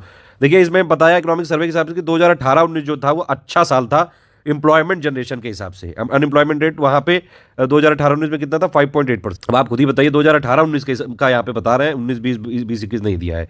फीमेल लेबर वर्क पार्टिसिपेशन जो है वो इंक्रीज हो गया था कितना? 18.6% 2018-19। इकोनॉमिक सर्वे के हिसाब से मान लीजिए पूछ लिया जाए कि गवर्नमेंट कितना कितना एक्सपेंडिचर करती है ये सोशल सेक्टर पे, तो गवर्नमेंट अपनी जीडीपी का 8.8 है, 88 नहीं, ध्यान रखिएगा, 8.8% सोशल सेक्टर पे स्पेंड करती है। 3.5% एडुकेशन पे करती है इस समय प्रेजेंट कंडीशन के हिसाब से। 1.5% हेल्थ पे कर रही है। नेशनल हेल्थ पॉलिसी के हिसाब से कितना परसेंट जीडीपी खर्चा करनी चाहिए गवर्नमेंट को? जल्दी से कमेंट करके बताइए। अब देखिए इसमें एक चीज और है, ये लिटरेसी रेट यहाँ पे दिया हुआ है इकोनॉमिक सर्वे में, ये आपको देखना जरूरी है क्योंकि इनकी जो लेटेस्ट एनएसओ की रिपोर्ट आई है उसमें ये बताया कि भैया लिटरेसी रेट अब 73% जो 2011 के फाइनल डेटा के हिसाब से था, अब वो जो हो गया है कितना? 77.7%। ठीक है, और एलिमेंट्री स्कूल लिटरेसी रेशियो कितना हो गया? 96%। तो ये दोनों याद रखना। तो लेटेस्ट एनएसओ अगर रिपोर्ट के हिसाब से लिटरेसी रेट पूछेंगे तो कितना हो गया है? 77.7%। ओवरऑल 2011 के फाइनल सेंसस के हिसाब से कितना है 73%। और एलिमेंट्री स्कूल लिटरेसी रेट कितना है लेटेस्ट नेशो की रिपोर्ट के हिसाब से 96%। अब देखिए ये एक चीज और है कि इकोनॉमिक सर्वे के हिसाब से यहाँ पे टूरिज्म वाली पोजीशन अलग है और इंडियन टूरिज्म स्टैटिस्टिक्स के हिसाब से थोड़ा सा अलग है। देख लेते हैं क्या अलग है। इंडिया का वैसे अगर आप देखेंगे तो शेयर जो सर्विस सेक्टर में एक्सपोर्ट में है वो पूरी दुनिया का 3.5% है। पूरी दुनिया में जितना सर्विस एक्सपोर्ट होता है उसमें इंडिया का 3.5% है शेयर। ठीक, अब ये तीन चीजें ध्यान रखिए कि भैया इकोनॉमिक सर्वे के हिसाब से भारत में जो सर्वाधिक विदेशी पर्यटक आते हैं वो कहाँ से आते हैं, सबसे ज्यादा इंडिया में कहाँ से लोग आते हैं, बांग्लादेश से। ये एक ध्यान रखिएगा, ये न्यूज़ में कई बार रहता है पॉलिटिकल न्यूज़ के चक्कर में। और प्लस इसमें कुछ सच्चाइयाँ तो हैं ही बिल्कुल। वेस्ट बंगाल की पूरी पॉलिटिक्स है इस पर टिकी। कई लोग कहते हैं कि भैया वहाँ पे जबरदस्ती बांग्लादेशियों को घुसाया इसलिए क्या कि वोट बैंक बना रहा है दीदी जी का। खैर ये हम लोग क्यों बात करें। यहाँ पे जो है भैया सबसे ज़्यादा इंडिया में कहाँ से लोग आते हैं, बांग्लादेश, फिर यूएस, फिर यूके। टॉप 3 पोजीशन याद रखिए बस। ठीक, फिर ये है कि किस स्टेट में इंडिया के सबसे ज्यादा डोमेस्टिक टूरिस्ट आते हैं। तो ये इकोनॉमिक सर्वे कह रहा है कि यूपी, लेकिन ऐसा नहीं है, अभी पोजीशन बदल गई है। अगर स्पेसिफिकली लिखा हो कि इकोनॉमिक सर्वे के हिसाब से सबसे ज्यादा डोमेस्टिक टूरिस्ट किस स्टेट में आते हैं तब आप यूपी लिखिएगा। लेकिन अगर नॉर्मल क्वेश्चन आएगा तो क्या लिखेंगे, डोमेस्टिक टूरिस्ट अराइवल में नंबर 1 है तमिलनाडु, नंबर 2 है यूपी, नंबर 3 है कर्नाटक, नंबर 4 है आंध्र प्रदेश। और सबसे ज्यादा फॉरेन टूरिस्ट कहां पे आते हैं इंडिया में, किस राज्य में, तो वो महाराष्ट्र है, फिर तमिलनाडु, यूपी नंबर 3 पे है यहाँ पे। तो डोमेस्टिक टूरिज्म के मामले में नंबर 2 पे है यूपी और फॉरेन टूरिज्म के मामले में नंबर 3 पे है यूपी। और इंटरनेशनल जो टूरिस्ट अराइवल सबसे ज्यादा कहाँ पे होता है, फ्रांस में होता है। पूरी दुनिया में सबसे ज्यादा लोग टूरिस्ट बन के कहाँ जाते हैं, फ्रांस, फिर स्पेन और फिर यूएसए। ठीक है, और इंटरनेशनल टूरिज्म रिसिप्ट में लेकिन पैसा सबसे ज्यादा कौन कमाता है, यूएसए, फिर फ्रांस, फिर ऑस्ट्रेलिया। ये इसकी इंडिया टूरिज्म स्टैटिस्टिक 2011 की पापा पिक दी, बाकी डेटा देख लीजिएगा। ये देखिए इकोनॉमिक सर्वे की ही पिक है ये, और इसमें बताया गया है कि किस तरह से जो फॉरेन टूरिस्ट अराइवल है वो चल रहा है। ये थोड़ा थोड़ा स्लो डाउन 2018-19 में आया था, लेकिन 2020 में कोविड की वजह से बहुत ही ज्यादा गिर गया ये तो। ठीक है, कम आए मतलब लोग। 2019 में 10.93 मिलियन आए थे। अब आप देख सकते हैं इंडिया की रैंक इंटरनेशनल टूरिस्ट अराइवल के हिसाब से 2019 में कितनी रैंक थी, 23वीं पोजीशन थी। पूरी दुनिया के 1.23% जो टूरिस्ट है वो इंडिया में आते हैं। और पैसा कमाने के मामले में इंडिया कितने नंबर पे था, 12वें नंबर पे। ठीक है, पूरी दुनिया का जितना भी जो है पैसा जो होता है उसमें से 2% इंडिया कमा लेता है। जितनी भी मतलब टूरिज्म फॉरेन एक्सचेंज अर्निंग होती है उसका 2% इंडिया कमा लेता है। नेक्स्ट है ये एनआईपी, ये बड़ा इंपॉर्टेंट है। देखिए इसके लिए एनआईपी मतलब नेशनल इंफ्रास्ट्रक्चर पाइपलाइन। ठीक है, इसके लिए एक टास्क फोर्स बनाई गई थी पहले 2019-20 से लेकर 2024-25 तक। अगर ड्यूरेशन पूछेंगे तो 2020 से 25 तक है। ठीक, इसको टास्क फोर्स के हेड कौन थे, अतानु चक्रवर्ती, इकोनॉमिक अफेयर्स के हैं ये, फाइनेंस मिनिस्ट्री। इसको फाइनली जारी कब किया गया था, निर्मला सीतारमन जी ने किया था 29 अप्रैल 2020। सारे प्रोजेक्ट इसमें 100 करोड़ से ऊपर वाले यहाँ पे किए जाएंगे कंसीडर। अच्छा, इसमें ग्रीन फील्ड भी आ सकते हैं, ब्राउन फील्ड भी आ सकते हैं। मतलब इंफ्रास्ट्रक्चर पे मेनली फोकस है, वर्ल्ड क्लास इंफ्रास्ट्रक्चर बनाने के लिए ये सरकार ला रही है।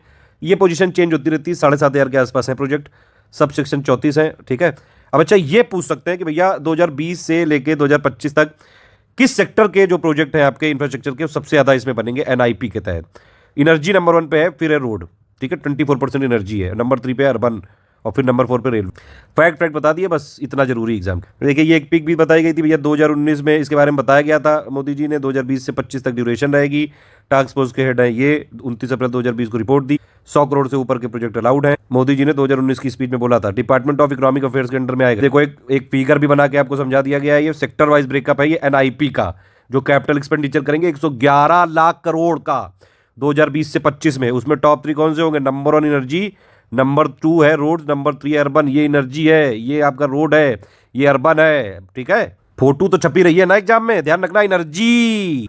करंट अकाउंट डेफिसिट की पोजीशन समझ लीजिए। इकोनॉमिक सर्वे में बताया गया था भैया 17 साल बाद 2% सरप्लस होगा, होए, लेकिन वो सारा जो है ठंडा हुआ थोड़ा सा। और 30 जून 2021 में आरबीआई के डेटा के हिसाब से फाइनली करंट अकाउंट सरप्लस, यहां पे डेफिसिट नहीं होगा, करंट अकाउंट सरप्लस कितना आया, सिर्फ 0.9% आया, 2% नहीं, हालांकि सरप्लस आया, ये ध्यान रखना। डिसइन्वेस्टमेंट का भी आ सकता है। देखिए मैंने लिखा हुआ है, जितनी चीज लिखी बस वही है इंपॉर्टेंट।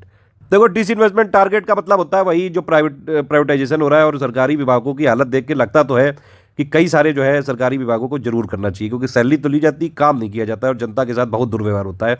एटलीस्ट अगर आप एसबीआई में कभी चले जाओ, वहाँ मुझे तो लगता है कि वो बंदा इतना डेडिकेटेड होता है गार्ड, उनसे कभी भी पूछो तो वो इनका भैया एक ही जवाब होता है। इतनी बढ़िया सर्विसेज देते हैं कि कहते हैं कि भैया एटीएम काम नहीं कर रहा है, साफ बताता है बंदा, बिना किसी जो है भेदभाव के, बिना किसी छल कपट के। और वो हमेशा सत्य बोलता है और हमेशा एक ही बात बोलता है, बात नहीं बदलता है, हमेशा एटीएम काम नहीं करता है। और बाकी एसबीआई में कहीं अंदर चले जाओ तो आप जानते हो। खैर, डिसइन्वेस्टमेंट में पहले 2020-21 का टारगेट रखा था कि 2.1 लाख करोड़, इतना सारा कर देंगे, हुआ ही नहीं। सर्वे में बताया गया कितना हुआ, 15,220 करोड़, क्योंकि कोविड आ गया। फिर इन्होंने गवर्नमेंट ने जब थोड़ी जल्दीबाजी करी, फिर 31 मार्च 2021 के डेटा के हिसाब से फाइनल पोजीशन डिसइन्वेस्टमेंट की रही कि 32,835 करोड़ रुपए का हुआ सिर्फ, और डिविडेंड भी मिला है इन कंपनियों से 39,022 करोड़ रुपए का। करंट अकाउंट सरप्लस याद रखोगे कितना हुआ फाइनली, 0.9% ऑफ जीडीपी। डिसइन्वेस्टमेंट कितना हुआ फाइनली, 32,835 करोड़। टारगेट कितना था 2020-21 का, 2.1 लाख करोड़। अच्छा ये बताइए डिसइन्वेस्टमेंट का टारगेट 2021-22 का कितना है। इंडिया टॉप 50 में ग्लोबल इनोवेशन इंडेक्स में आ गया था, तो ये तो अब पोजीशन खैर अब नई वाली भी आ गई, 48 में आया था इकोनॉमिक सर्वे के हिसाब से, फिर 46 में आ गया 2021 के हिसाब से। एक बार देख लेना ग्लोबल इनोवेशन इंडेक्स में, इसमें बहुत फोकस किया इकोनॉमिक सर्वे। ये है इंडिया के top 3 trading partner, latest position और इकोनॉमिक सर्वे की पोजीशन बहुत यहाँ पे अपडेट करके दिया है, देख लीजिए आप। टॉप 3 ट्रेडिंग पार्टनर भैया इंडिया का कौन है, चाइना है। यहाँ पे इंडिया में सब स्लोगन चलता है कि भैया चाइना बैन करो, चाइना बैन करो, यहाँ ट्रेडिंग में नंबर 1 पे बना हुआ है वो। नंबर 2 पे यूएसए, नंबर 3 पे यूए। इंडिया सबसे ज्यादा एक्सपोर्ट किसको करता है, सबसे ज्यादा यूएस को करता है, नंबर 2 पे चाइना, नंबर 3 यूएई। इंडिया सबसे ज्यादा इंपोर्ट किससे करता है, इंडिया का सबसे बड़ा इंपोर्टर कौन है, चाइना, तभी तो नंबर 1 है ट्रेडिंग पार्टनर। नंबर 2 पे है यूएसए, नंबर 3 पे यू। चाइना का आप देख सकते हैं भैया लार्जेस्ट ट्रेडिंग पार्टनर था 2020 में, और $77.7 बिलियन का हमने इनके साथ ट्रेड किया है। $58.7 बिलियन इंपोर्ट किया, $19 बिलियन सिर्फ एक्सपोर्ट किया। बताइए सरकार को कुछ कड़े स्टेप लेने चाहिए यार इधर तो। खैर खैर चलो, ये बिगेस्ट इंपोर्ट आप देख सकते हैं चाइना, यूएसए, यूएई। ये 2020-21 की फाइनल पोजीशन है, ये वाला पूरा पूरा, ठीक है। ये पिछली बार से माइनस पॉइंट मतलब 0.07% घटा है। ये ओवरऑल ट्रेड में आप देख सकते हैं ये बढ़ा है, बताओ 5.53% चाइना के साथ बढ़ा है, ठीक है। ओवरऑल ट्रेड में यूएस के साथ घटा है, ठीक, यूएई के साथ भी घटा है, हांगकॉन्ग के साथ भी घटा है। फिर आप देखिए एक्सपोर्ट डेस्टिनेशन, एक्सपोर्ट में इंडिया ने सबसे ज़्यादा यूएस को किया है, घटा है थोड़ा सा हमारा यूएस के साथ। चाइना के साथ एक्सपोर्ट थोड़ा बढ़ा है, खैर हालांकि ये अच्छी बात है। फिर यूएई के साथ घटा। एक क्वेश्चन ये आ जाए कि भैया भारत ने ट्रेड सरप्लस किस मंथ में किया था, तो 18 साल बाद जून 2020 में भारत ने ट्रेड सरप्लस रजिस्टर किया था। ये वाला डेटा भी हम लोग देख चुके हैं भैया कि पूरी दुनिया में सबसे ज़्यादा प्रवासी भारत के हैं, ठीक है। और सबसे ज़्यादा ये किस देश के लोग प्रवास करते हैं, तो प्रवासी में नंबर 1 पे इंडिया ही है, अभी हमने देखा था, ठीक है। और पूरे विश्व की प्रतिशत की 3.6% है, ये सारा अभी हम देख चुके हैं पहले। भारत के लोग सबसे ज़्यादा कहाँ जाते हैं, संयुक्त अरब अमीरात में। पूरी दुनिया में सबसे ज़्यादा किस देश में लोग जाते हैं, यूएस में, अभी आपको बताया गया था। सर्वाधिक प्रवासियों का जन्म स्थल है आपका यूरोप। सबसे ज़्यादा प्रवासी रहते कहाँ पे हैं, यूरोप। तो बर्थ प्लेस ऑफ माइग्रेंट्स भी यूरोप नंबर 1 है, ठीक है। अभी एक मैंने क्वेश्चन पूछा था आपसे, उसका आंसर दे रहा हूँ भैया। सर्वे के हिसाब से सितंबर 2020 में हाईएस्ट थे कोविड केसेस, लेकिन फिर फाइनली मई में सबसे ज़्यादा हाईएस्ट केसेस आए हैं, ठीक है। किसी भी कंट्री का हाईएस्ट मंथली काउंट इंडिया में आया 19.3 लाख कोविड केसेस मई 2021 में। ये इंडिया के टॉप 3 इंपोर्ट एक्सपोर्ट आप देख लीजिए, थोड़ा सा रट लीजिए। ये देखिए इकोनॉमिक सर्वे के हिसाब से ये वाली पोजीशन है, इधर वाली, और ये लेटेस्ट अपडेट है, ठीक। तो इकोनॉमिक सर्वे के हिसाब से टॉप 4 इंपोर्ट कौन सा है, ये पहला तो पेट्रोलियम क्रूड हो गया, कच्चा पेट्रोलियम, फिर पेट्रोलियम प्रोडक्ट, फिर हो गया गोल्ड। और सबसे ज़्यादा एक्सपोर्ट हमने क्या किया, निर्यात क्या किया, वो पेट्रोलियम प्रोडक्ट हो गए, ड्रग फॉर्मुलेशन हो गए, और पर्ल और प्रेशियस स्टोन हो गए, आयरन और स्टील हो गए। अच्छा एक बात बताइए, थोड़ा सा कोई एकदम लॉजिकल आंसर दीजिएगा, मुझे पता है, मैं चाहता हूँ आप लोग कमेंट करें थोड़ा। इंपोर्ट कम्युनिटी में भी अगर आप देखें, कम्युनिटी में भी पेट्रोलियम क्रूड है, कच्चा पेट्रोलियम, ठीक। एक्सपोर्ट में भी पेट्रोलियम प्रोडक्ट है, पेट्रोलियम। डिफरेंस क्या है दोनों में, सोचने की कोशिश करिए थोड़ा। बाकी अभी हमने तो ये तो देख लिया, टॉप 4 इंपोर्ट सोर्सेज भैया चाइना है, यूएस, यूएई है। एक्सपोर्ट हम सबसे ज़्यादा क्या करते हैं, यूएस, चाइना, यूएई। अच्छा एक चीज़, ये 17 जुलाई 2021 का अपडेट है, 2021-22 का क्वार्टर जो था पहला वाला, उसके हिसाब से डेटा है। गोल्ड सेकंड लार्जेस्ट प्रोडक्ट हो गया है अब इंडिया के इंपोर्ट का। अभी तक गोल्ड कितने नंबर पे था, यहाँ तीसरे नंबर पे हम सबसे ज़्यादा इंपोर्ट करते थे। अब ये नंबर 2 पे आ गया सिर्फ क्वार्टर के लिए, जो ये 2021-22 का पहले 3 महीने का क्वार्टर है, वो वाला क्वार्टर नहीं। एक और अपडेट है कि भैया जर्मनी टॉप 10 लिस्ट में आ गया है इंडिया के इंपोर्ट सोर्सेज में, इंडोनेशिया को रिप्लेस करके। एक और अपडेट है कि भैया इंडिया को सबसे ज़्यादा जो है इंपोर्ट पार्टनर अगर आप देखें तो अब ये यूएई को रिप्लेस करके स्विट्जरलैंड बन गया है, लेकिन ये सिर्फ 2021-22 के पहले क्वार्टर के लिए है, ठीक। 2020-21 के लिए यही डेटा चलेगा। अगर स्पेसिफिकली पूछ लें कि भैया पहले क्वार्टर के हिसाब से बताओ, तो ना कंफ्यूज मत होना, और इतना अपडेट कोई मैगजीन नहीं दे सकती। ये लो इंडिया का टोटल फॉरेन ट्रेड भी देख लो भैया क्या कितना है, थोड़ा सा इसमें पोजीशन समझने में आसानी रहेगी। इंडिया का टोटल ट्रेड आप समझ लीजिए, ये है आपका मर्चेंडाइज वाला, ये है सर्विसेज वाला पूरे फाइनेंशियल ईयर का। एक्सपोर्ट अगर आप देखें यहाँ पे मर्चेंडाइज वाला हमने कितना किया, $290 बिलियन का, ये -7% मतलब 7% घटा है। सर्विसेज वाला एक्सपोर्ट $202 बिलियन, ये भी करीबन 5.78% घटा है। तो ओवरऑल हमारा एक्सपोर्ट रहा कितना, $493.19 बिलियन, और ये 6.66% घटा है।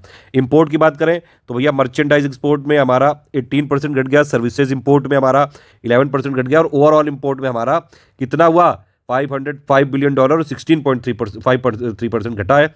तो ट्रेड डेफिसिट जो है हमारा मर्चेंडाइज वाला कितना है, $98 बिलियन, और आपका जो सर्विसेज में नेट है, मतलब यहाँ पे प्लस है, यहाँ पे माइनस है। क्योंकि सर्विसेज में हम ओवरऑल नेट में ट्रेड डेफिसिट में नहीं रहते हैं, ट्रेड सरप्लस में रहते हैं। ये देख रहे हैं आप, यहाँ पे एक्सपोर्ट सर्विसेज का ज़्यादा है, इंपोर्ट कम है, समझ रहे हैं बात आप। तो नेट ऑफ सर्विसेज कितना है, ये 85 बिलियन डॉलर। ओवरऑल ट्रेड की बात करें तो ओवरऑल इंडिया का पोजीशन क्या रही, ट्रेड डेफिसिट रहा। कितना बिलियन डॉलर का, 12.74 बिलियन डॉलर का। ये प्लस में है, ये ट्रेड डेफिसिट है, ठीक है। मतलब हमने एक्सपोर्ट कम किया है और इंपोर्ट ज्यादा। आप देख सकते हैं दोनों के आंकड़े। दुनिया का सबसे ज्यादा कर्जदार देश कौन सा है, यूएसए है, इंडिया नंबर 23। ये कुछ और इंपॉर्टेंट चीज है कि भैया इंडिया की सेक्टर में जीवीए कंट्रीब्यूशन में टॉप 3 सेक्टर कौन से हैं, और ये जो है भैया इंप्लॉयमेंट वाले में कौन से हैं। तो जीवीए में आप देख सकते हैं नंबर 1 पे सर्विसेज है 54% के साथ, इंडस्ट्री नंबर 2 पे 26% और नंबर 3 पे एग्रीकल्चर है, ठीक है। जीडीपी में भी वही है, सर्विस, इंडस्ट्री, एग्रीकल्चर। फिर आपका आप देखिए ये जो एम्प्लॉयमेंट जनरेट करने वाले में सर्विसेज नहीं है नंबर 1 पे, उसमें है आपका एग्रीकल्चर नंबर 1 पे, नंबर 2 पे सर्विसेज है, नंबर 3 पे इंडस्ट्री है, ठीक। ये सर्वे में बोला है कि भैया सीपीआई जो इन्फ्लेशन होता है इसमें सबसे ज्यादा वेटेज किसका है, फूड एंड बेवरेज का, और इसको रिव्यू करने को बोला है और इसका बेस ईयर भी रिवाइज किया जाएगा, ये कह रहे हैं। ओवरऑल सीपीआई इन्फ्लेशन में अगर आप देखें तो सबसे ज्यादा जो योगदान है वो किसका है, महाराष्ट्र का है, नंबर 2 पे यूपी, नंबर 3 पे तमिलनाडु। ये देखिए भाई अभी हमने जो देखा था शेयर ऑफ जीवीए, तो यही वो लिखा हुआ है, देखिए नंबर 1 पे है आपका ओवरऑल में ये सर्विसेज, फिर इंडस्ट्री नंबर 2, फिर एग्रीकल्चर, ठीक है। लेकिन इंप्लॉयमेंट में नंबर 1 पे एग्रीकल्चर है, फिर सर्विसेज, फिर इंडस्ट्री। तो इसी में 31 मई 2021 का अपडेट और देख लेते हैं भैया, करना पड़ता है क्या करा जाए। देखिए ये तो मैं आपको बता ही चुका हूँ कि अगर आपको सिर्फ सेक्टर वाइज ग्रोथ की बात करें तो एग्रीकल्चर में बोला था कि भैया 3.4% का ग्रोथ हुआ है, इंडस्ट्री में 9.6% घटेगा, सर्विसेज में 8.8% घटेगा इकोनॉमिक सर्वे के हिसाब से। अभी हमने जो सर्विसेज की 54% जो पोजीशन देखी वो आप देख सकते हैं, टोटल सर्विस सेक्टर का बिगेस्ट जो है इसमें कंट्रीब्यूशन है, ठीक। तो जो इंडिया की जीवीए आपकी अगर आप कितनी थी, 179 लाख करोड़ थी, उसमें से सर्विस सेक्टर था 96.54 करोड़, इंडस्ट्री का है 25.92 एकदम प्रिसाइज में, और एग्रीकल्चर का है 20.19। 2011-12 के हिसाब से अगर आप देखेंगे तो एग्रीकल्चर रिलेटेड इंडस्ट्री का कितना शेयर है, 16.38%, इंडस्ट्री का 29.34% और सर्विसेज का 54.27, मतलब अप्रोक्सीमेटली पोजीशन। मतलब आप इसकी पोजीशन समझ पाए कि नहीं। ये वाला है आपका सर्विस का 54% और इंडस्ट्री का 26% और एग्रीकल्चर का 20.19%, ये करंट वाला है। और ये वाला जो है ये क्या है, कांस्टेंट प्राइस वाला है, ठीक। ये देख सकते हैं आप, इसकी टेबल भी दी हुई है, प्राइमरी सेक्टर में ये दोनों आते हैं, ठीक है। और ये देखिए करंट प्राइस के हिसाब से प्राइमरी सेक्टर का 21.82% है, एग्रीकल्चर का इसमें 20.19 है, और कांस्टेंट के हिसाब से 16.38% है। सेकेंडरी की आप देख सकते हैं ये तीनों सेक्टर आते हैं, और करंट में पोजीशन है 24.29 और कांस्टेंट वाली पोजीशन है 26.98, मतलब 27% लगभग।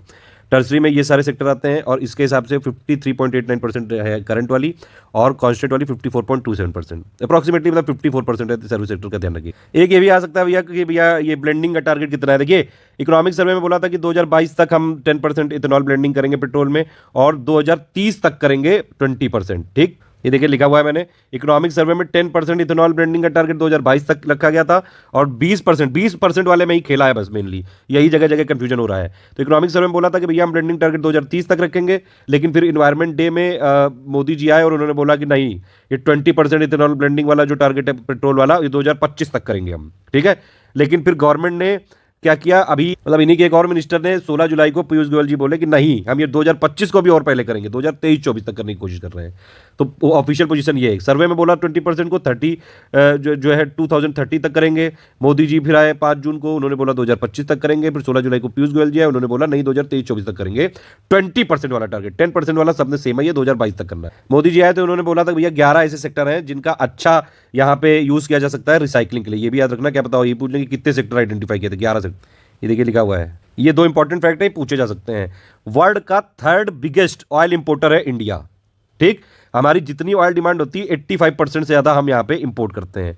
वर्ल्ड का 2nd लार्जेस्ट कंज्यूमर है सोने का इंडिया, चाइना के बाद। और इंडिया सबसे ज्यादा सोना इंपोर्ट कहां से करता है, स्विट्जरलैंड से करता है, फाइनेंशियल ईयर 2020-21 में, ध्यान रखना। एक और चीज भैया कि भैया सड़क नेटवर्क के मामले में इंडिया नंबर 2 रैंक पे है यूएस के बाद। रेलवे के नेटवर्क के मामले में ये इंडिया नंबर 3 पे है, ये इकोनॉमिक सर्वे में लिखा हुआ है, ठीक है। तो रेलवे की जो ट्रैक लेंथ है उसके हिसाब से इंडिया नंबर 3 पे है। अच्छा एक और चीज है कि भैया सर्विस सेक्टर कितने स्टेट में, मतलब 50% से ज्यादा जो जीएसबी है उसमें कंट्रीब्यूट करती है। तो वो ऐसे 15 स्टेट हैं जहां पे जो सर्विस सेक्टर का परसेंटेज कंट्रीब्यूशन है जीएसबीए में, जैसे जीवी होता है वैसे जीएसबीए में, तो वो 15 स्टेट हैं। हाईएस्ट किसका कंट्रीब्यूशन है, चंडीगढ़ का, दिल्ली का। यूपी का कितना है, यूपी में जो जीएसबीए है उसमें सर्विस सेक्टर का कितना कंट्रीब्यूशन है, 48.95% है, और सिक्किम का लोवेस्ट है। मतलब कि सेवा क्षेत्र 50% से ज्यादा योगदान करता है। सबसे ज्यादा कहां पे, चंडीगढ़, फिर दिल्ली, यूपी में कितना करता है 48.9% और सिक्किम में सबसे। देखिए ये कहीं मिलेगा नहीं, बहुत इंपॉर्टेंट है डेटा, लेकिन आ सकता है। इंडिया ने सबसे ज्यादा क्रूड ऑयल कहां से इंपोर्ट किया, ठीक है, लेटेस्ट डेटा के हिसाब से इंडिया सबसे ज्यादा करता है इराक से, नंबर 2 पे करता है सऊदी अरेबिया से, नंबर 3 पे यूएई से, नंबर 4 पे यूएसए से। ठीक, इंडिया सबसे ज्यादा नेचुरल गैस कहां से इंपोर्ट करता है, तो वो करता है नंबर 1 कतर से, फिर यूएई से, फिर नाइजीरिया से, नंबर 4 यूएसए से। पूरी दुनिया का सबसे बड़ा सप्लायर कौन है क्रूड ऑयल का, ये पूछा जाएगा तो सऊदी अरेबिया है। पूरी दुनिया का सबसे बड़ा ऑयल इंपोर्टर कौन है पूरी दुनिया का, वो है चाइना। तो सऊदी अरेबिया सबसे बड़ा सप्लायर उस क्रूड ऑयल करता है किसको, चाइना को, जो सबसे बड़ा इंपोर्टर है। एलएनजी का सबसे बड़ा ये इंपोर्टर कौन है पूरी दुनिया में, जापान। ये 3 डेटा जरूर भैया फोकस कर लेना, आता है ये। कोल के बारे में कुछ देख लेते हैं भैया। इंडिया वैसे तो कोल का 4th लार्जेस्ट प्रोड्यूसर है, इंडिया कोल का 2nd लार्जेस्ट इंपोर्टर भी है, लेकिन चाइना के बाद इंडिया क्या इंपोर्ट करता है, कोकिंग कोल इंपोर्ट करता है। और सबसे ज्यादा कोकिंग कोल कहां से इंपोर्ट करता है, ये भी इंपॉर्टेंट है, ऑस्ट्रेलिया से करता है। तो एक तरफ तो इंडिया कोकिंग कोल इंपोर्ट कर रहा है, और एक तरफ जो इंडिया के पास कोल है उसका एक्सपोर्ट भी कर रहा है। इंडिया के पास वैसे भी जितना कोल है उसका यूज नहीं कर पाता, क्योंकि हम पूरा यहाँ पे जितना भी है हमारे पास कई सारे इश्यूज हैं, लैंड वाला, एक्विजिशन वाला, बहुत सारे इश्यूज हैं, पॉलिसी इश्यूज हैं कई सारे, तो हम कोल प्रोडक्शन नहीं कर पाते उतना। लेकिन फिर भी हम अपडेट कर, ये जो है एक्सपोर्ट भी करते हैं अगल बगल छोटी छोटी कंट्रीज को। 8 अगस्त 2021 के हिसाब से देखेंगे तो इंडिया ने 8 लाख टन कोल दिया है, एक्सपोर्ट किया है, नेपाल को किया है, और नहीं सॉरी 8 लाख टन एक्सपोर्ट किया है नेबरिंग कंट्री को, जो पड़ोसी देश है। सबसे ज्यादा इसमें किसको दिया है, 77.2% दिया है हमने नेपाल को, कोल एक्सपोर्ट किया है। ठीक है, और नंबर 2 पे दिया है हमने किसको, बांग्लादेश को। तो सबसे ज्यादा नेपाल को कोयला एक्सपोर्ट किया हमने। सबसे ज्यादा कोकिंग कोल हमने कहां से इंपोर्ट किया, ऑस्ट्रेलिया से। अच्छा, चाय की भी बात कर लेते हैं भैया। चाय के प्रोडक्शन में पूरी दुनिया में इंडिया नंबर 2 पे है, ये वाला फैक्ट सब बता चुका हूं एग्रीकल्चर वाले डेटा में। चाय के पूरी दुनिया के एक्सपोर्ट वाली लिस्ट में इंडिया नंबर 4 पे है, केनिया, चाइना, श्रीलंका के बाद एक्सपोर्ट में इंडिया नंबर 4 पे है। अच्छा, इंडिया सबसे ज्यादा टी एक्सपोर्ट कहां कहां करता है, तो इंडिया सबसे ज्यादा टी एक्सपोर्ट करता है value wise number 1 Russia, sorry Iran, फिर रशिया, फिर यूएसए। और अगर आप देखेंगे वॉल्यूम वाइज, तो वॉल्यूम वाइज इंडिया सबसे ज्यादा एक्सपोर्ट करता है टी को रशिया में। तो India largest 2nd largest producer है, इंडिया टी एक्सपोर्ट करता है, लेकिन इंपोर्ट भी करता है। क्या करता है, कुछ लोग जो टी यहाँ बेचते हैं वो क्या करते हैं, सस्ती सी चाय लेके उसी में मिला के सब जगह बेचा करते हैं। अभी इस पे कई सारा न्यूज़ भी आई थी। इंडिया ने सबसे ज़्यादा इंपोर्ट कहाँ से किया, केनिया से। टॉप 3 बताइए कौन से, कहाँ से जो है इंडिया ने इंपोर्ट किया है। एडुकेशन पॉलिसी आई थी 2020 में, नई शिक्षा नीति। अब देखिए एडुकेशन पॉलिसी की बात करें तो 1968 में सबसे पहली पॉलिसी आई इंदिरा गांधी के टाइम पे। ठीक है, 1986 में दूसरी पॉलिसी आई राजीव गांधी के टाइम पे। फिर ये 34 साल बाद 2020 में आई मोदी जी के टाइम पे।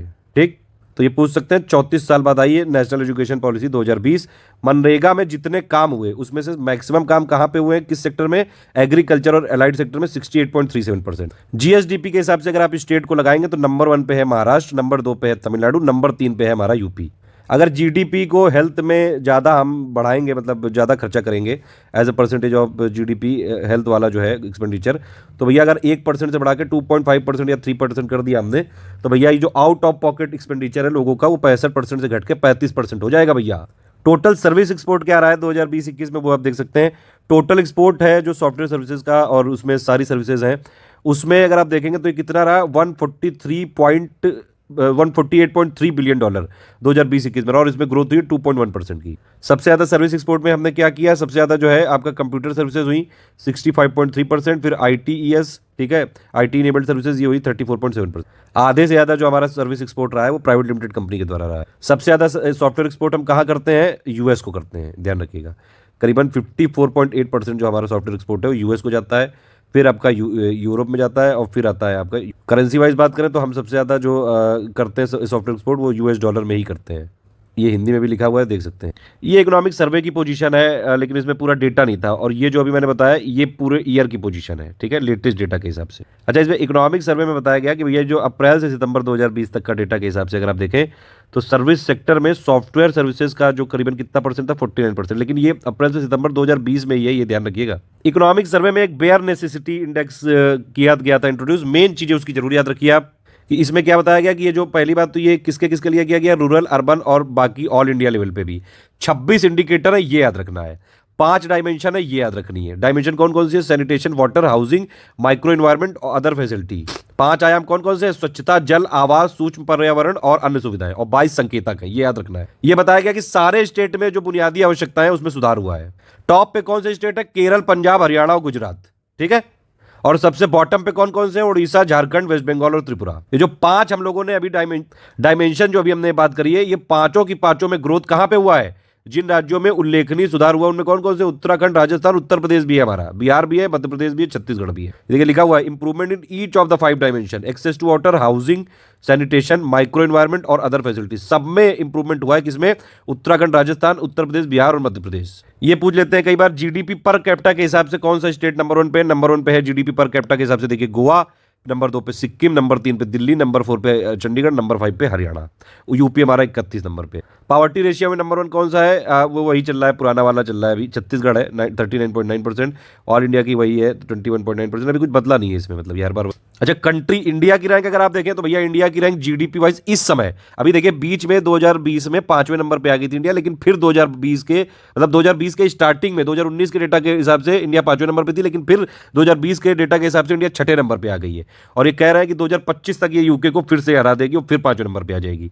तो इस समय इंडिया की जो पोजीशन है वो इंडिया की जो नॉमिनल जीडीपी के हिसाब से 6ठी पोजीशन है, US, China, Japan, Germany, UK के बाद। और पीपीपी में 3rd पोजीशन है इंडिया की। अच्छा, पीपीपी में इंडिया की 3rd पोजीशन है, तो टॉप 2 कंट्री कौन सी हुई? जल्दी से आप बताइए। पर कैपिटा इनकम भारत में हाईएस्ट गोवा की, सबसे ज्यादा भारत में पावर्टी है छत्तीसगढ़ की। भारत ने 18 साल बाद जून 2020 में ट्रेड सरप्लस रजिस्टर्ड। ये M1 M2 M3 की एक बार डेफिनेशन जरूर देख लीजिएगा। यहाँ पे बताया गया है सर्वे में कि ये जो ब्रॉड मनी है ये ग्रोथ कर है इसने 12.5%। M1 को नैरो मनी बोलते हैं, M2 को नैरो मनी, M3 को ब्रॉड मनी, M4 को ब्रॉड मनी। लिक्विडिटी सबसे ज्यादा M1 में रहती है, फिर M2, फिर M3, फिर M4। एसेंशियल कमोडिटी एक्ट के तहत अगर आप देखेंगे, यहाँ पे ये गलत लिख गया है, 7 कमोडिटी है जो कि एसेंशियल कमोडिटी एक्ट 1955 में है इंक्लूडेड। एक ड्रग्स हो गया, ठीक है, ये लिखा हुआ है, देखिए दवाएं, फर्टिलाइज, ये वो वाला ड्रग्स नहीं जो आर्यन खान ने लिया है, ठीक है, ये वो वाला ड्रग्स है जो लोग बीमार पड़ने पे लेते हैं, दवाएं। दूसरा फर्टिलाइजर, ऑर्गेनिक, इनऑर्गेनिक या मिक्स्ड, ठीक है, उर्वरक वाला हो गया। तीसरा आपका जो है food stuff, edible oil, seed और ऑयल्स, ठीक है, तो ये हो गया खाद्य तेल। और फिर आपका चौथा हो गया हैंक यान, जो है ये आपका रुई से पूर्ण रूप से बना हुआ सूत। फिर आपका पेट्रोलियम और पेट्रोलियम प्रोडक्ट, ठीक है। फिर रॉ जूट और जूट टेक्सटाइल हो गया आपका, कच्चा जूट और जूट वस्त्र। फिर सीड जो हो गया फूड क्रॉप्स के, ठीक, खाद्य फसलों के बीज। और फिर आपका हो गया सीड ऑफ कैटल फॉडर, पशुओं के चारे का बीज, और जूट सीड और कॉटन सीड, ये सारे आते हैं एसेंशियल कमोडिटी एक्ट में। फिर देखिए ये इकोनॉमिक सर्वे में दिया हुआ था एग्री इंफ्रास्ट्रक्चर फंड, इसका इंपॉर्टेंट फैक्ट बता दे रहा हूँ बस मैं। इसको लॉन्च किया गया था 9 अगस्त 2020 को। कब से कब तक के लिए ये जो है एग्रीकल्चर इंफ्रास्ट्रक्चर फंड होगा? ये 2020-21 से लेकर 2029-30 तक, ये जरूर याद रखना है। कितने लाख करोड़ का है? 1 लाख करोड़ का है। ये बैंक और फाइनेंशियल इंस्टीट्यूट को लोन के तौर पे प्रोवाइड कराया जाएगा ये, ठीक है। फाइनेंस मिनिस्टर ने इसको 15 मई 2020 में लॉन्च किया था, लेकिन प्राइम मिनिस्टर ने 9 अगस्त को। एक और चीज इसमें कि जितने भी इसमें लोन लिए जाएंगे उसमें इंटरेस्ट सबवेंशन दिया जाएगा, मतलब 3% तक की इंटरेस्ट छूट दी जाएगी इंटरेस्ट रेट पे, एनुअल पे 2 करोड़ तक के लोन। देखिए ये एमएसएमई की नई डेफिनेशन आ गई, जरूर याद रखिएगा। ये पुरानी वाली है, नई वाली एक बार देख लीजिए। नई वाली में माइक्रो किसको बोलेंगे? जिसमें इन्वेस्टमेंट 1 करोड़ से कम होगा और टर्नओवर 5 करोड़ से ज्यादा होगा। बड़ा करके देख लेते हैं। माइक्रो किसको बोलेंगे? इन्वेस्टमेंट 1 करोड़ से कम होगा, टर्नओवर 5 करोड़ से ज्यादा होगा। सॉरी, टर्नओवर भी 5 करोड़ से कम होगा। तो माइक्रो किसको बोलेंगे? इन्वेस्टमेंट भी आपका 1 करोड़ से कम है, टर्नओवर भी 5 करोड़ से कम है। स्मॉल किसको बोलेंगे? इन्वेस्टमेंट आपका 1 करोड़ से ज्यादा है, 10 करोड़ से कम है, लेकिन टर्नओवर आपका 5 करोड़ से ज्यादा है और 50 करोड़ से कम है, ठीक है। और मीडियम किसको बोलेंगे? इन्वेस्टमेंट आपका 10 करोड़ से ज्यादा है लेकिन 20 करोड़ से कम है, लेकिन टर्नओवर आपका 50 करोड़ से ज्यादा है, 100 करोड़ से कम है।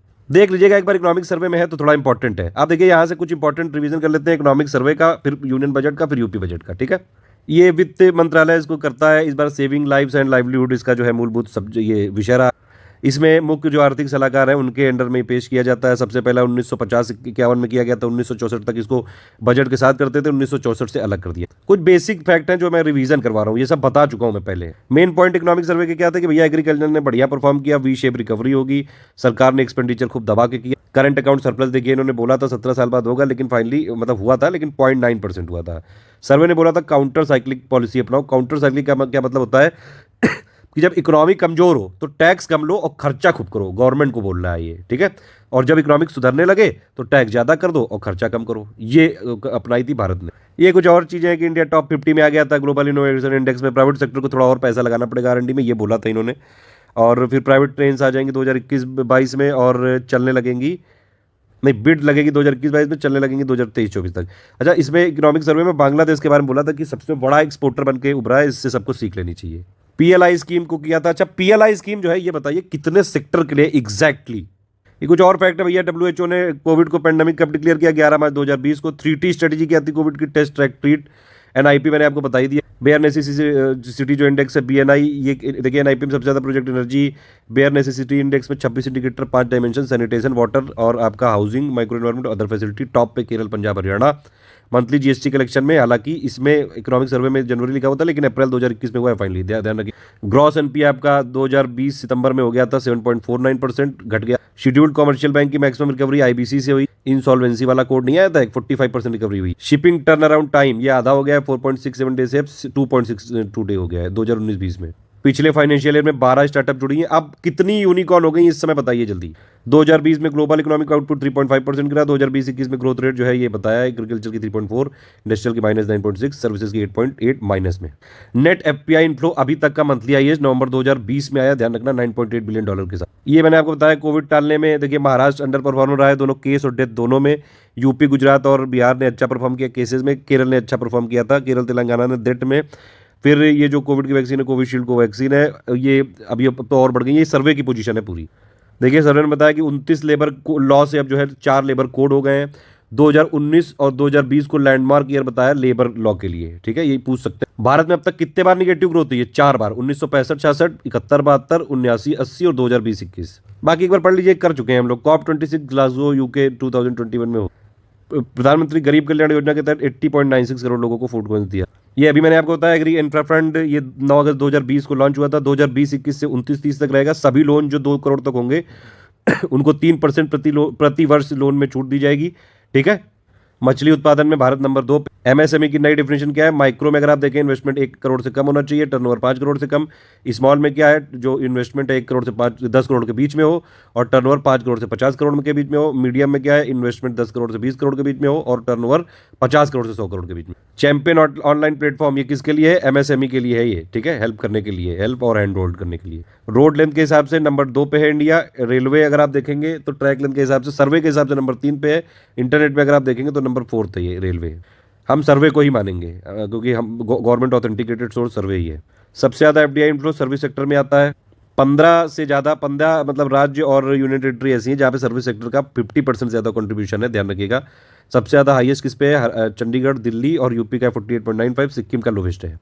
इंडिया का सर्विस सेक्टर जो है वो पूरी दुनिया का एक्सपोर्ट, अगर सर्विस सेक्टर एक्सपोर्ट देखेंगे इंडिया का, तो पूरे दुनिया के एक्सपोर्ट का 3.5% इंडिया करता है। ये देख सकते हैं आप इंडिया का रोड लेंथ की पोजीशन देखिए, यूएस नंबर 1 पे, इंडिया नंबर 2 पे। इंडिया यूएस से केवल पीछे है, ये सर्वे में बताया गया है ऐसा। अच्छा, एक चीज़ और सर्वे में क्या बताई गई कि भैया करीबन 95% जो टोटल वॉल्यूम है इंटरनेशनल ट्रेड का वो सी के थ्रू ट्रांसपोर्ट होता है। तो जो टोटल आपका इंटरनेशनल ट्रेड हो रहा है, ठीक है, उसका 95% वॉल्यूम सी के थ्रू हो रहा है और 68% वैल्यू हो रही है सी के थ्रू ट्रांसपोर्ट। ध्यान रखना ये चीज़। इंडियन रेलवे आप देख सकते हैं 3rd लार्जेस्ट है सर्वे के हिसाब से, सर्वे ने तो यही बोला है भैया, ठीक। और अगर आप देखेंगे तो सर्वे ने ये भी बताया कि भैया ये जो है इंडिया की जो रेलवे है ये वर्ल्ड की लार्जेस्ट पैसेंजर कैरियर है, ठीक, और 4th लार्जेस्ट फ्रेट कैरियर है। यानी कि जो भारत है, ये भारत की रेलवे विश्व का सबसे बड़ा यात्री वाहक है ये रेलवे हमारी, और विश्व का 4था सबसे बड़ा माल वाहक है। ये मैंने अभी आपको बताया कि इंडिया का जो प्रेजेंस है सर्विस सेक्टर एक्सपोर्ट में पूरी दुनिया का 3.5%, पूरी दुनिया में जितना सर्विस सेक्टर का एक्सपोर्ट होता है 3.5% करता है इंडिया। ये गिग वर्कर, गिग इकोनॉमी, ये सब का चलन बहुत चला था, बहुत न्यूज़ में था, ये याद रखिएगा। फ्री मार्केट सिस्टम होता है जहाँ टेम्परेरी काम करते हैं लोग, ज़्यादातर ये म्यूजिशियन करते थे पहले इंडिपेंडेंट कॉन्ट्रैक्टर के तौर पर। आजकल online platform worker, contract for worker, ये सारे लोग करने लगे। गिग का मतलब हो गया बस शॉर्ट टर्म के लिए, कोई ऐसा मतलब परमानेंट एम्प्लॉय नहीं, टेम्परेरी पोजीशन। तो इसमें कंपनी भी अपने छोटे से कमिटमेंट के लिए लोगों को हायर करती है, टेम्परेरी पोजीशन होती है, एक प्रोजेक्ट बेस्ड टाइप का होता है ये, ठीक है। तो ये एक बार देख लीजिएगा डेफिनेशन इसका। तो ये वर्कर जो गिग होते हैं ये भी फॉर्मल एग्रीमेंट रहता है कि भैया जब आपके पास डिमांड हो तब आप जो है कॉल करिए, तब हमसे सर्विसेज लीजिए। ये मैं बता चुका हूँ। सोशल सेक्टर में जो परसेंटेज ऑफ जीडीपी कितना खर्चा होता है 8.8%, एडुकेशन में 3.5%, हेल्थ में 1.5%, ठीक है। और सोशल सेक्टर एक्सपेंडिचर अगर आप टोटल बजटरी एक्सपेंडिचर का देखेंगे तो 26.5%। एचडीआई रैंकिंग आप देख सकते हैं 2019 में इंडिया की रैंक थी कितनी? 131, ठीक है, ये दिख रहे हैं। एचडीआई रैंक को कौन पब्लिश करता है? यूएनडीपी करता है। 189 कंट्री में हमारी रैंक थी 131। ये किस पे बेस्ड होता है? Life expectancy at birth, expected year of schooling, mean year of schooling, और ये इनकम, और प्लस आपका इसकी एचडीआई वैल्यू कितनी आई थी इंडिया की? 0.645। देखिए ये इसका याद रखिएगा, एचडीआई के जो 3 पैरामीटर होते हैं मेनली, LEI मतलब लाइफ एक्सपेक्टेंसी, ई से एजुकेशन हो गया, आई से इनकम हो गया। क्या बताइए एचडीआई वाला कॉन्सेप्ट ये किसने इजाद किया था? इंडिया और पाकिस्तानी 2 लोगों ने मिलकर किया था। ये एनसीईआरटी का बेसिक है बिल्कुल। देखिए इकोनॉमिक सर्वे की पिक है ये। तो जहाज का जो टर्न अराउंड टाइम है ये अब 4 दिनों से घट के 2.62 दिनों की कमी आई है, ठीक है, देख सकते हैं आप। ये देखिए जो शिपिंग टर्न अराउंड टाइम है 4 डे से घट के आ गया है 2.62 डेज। अच्छा, ये इसमें जो है लिखा हुआ है प्रमुख भारतीय बंदरगाहों पर जहाज का औसत टर्न अराउंड टाइम। अब इससे ये पता चलता है कि 13 जो है मेजर एयरपोर्ट है, देख लो इसमें कौन कौन से हैं 13।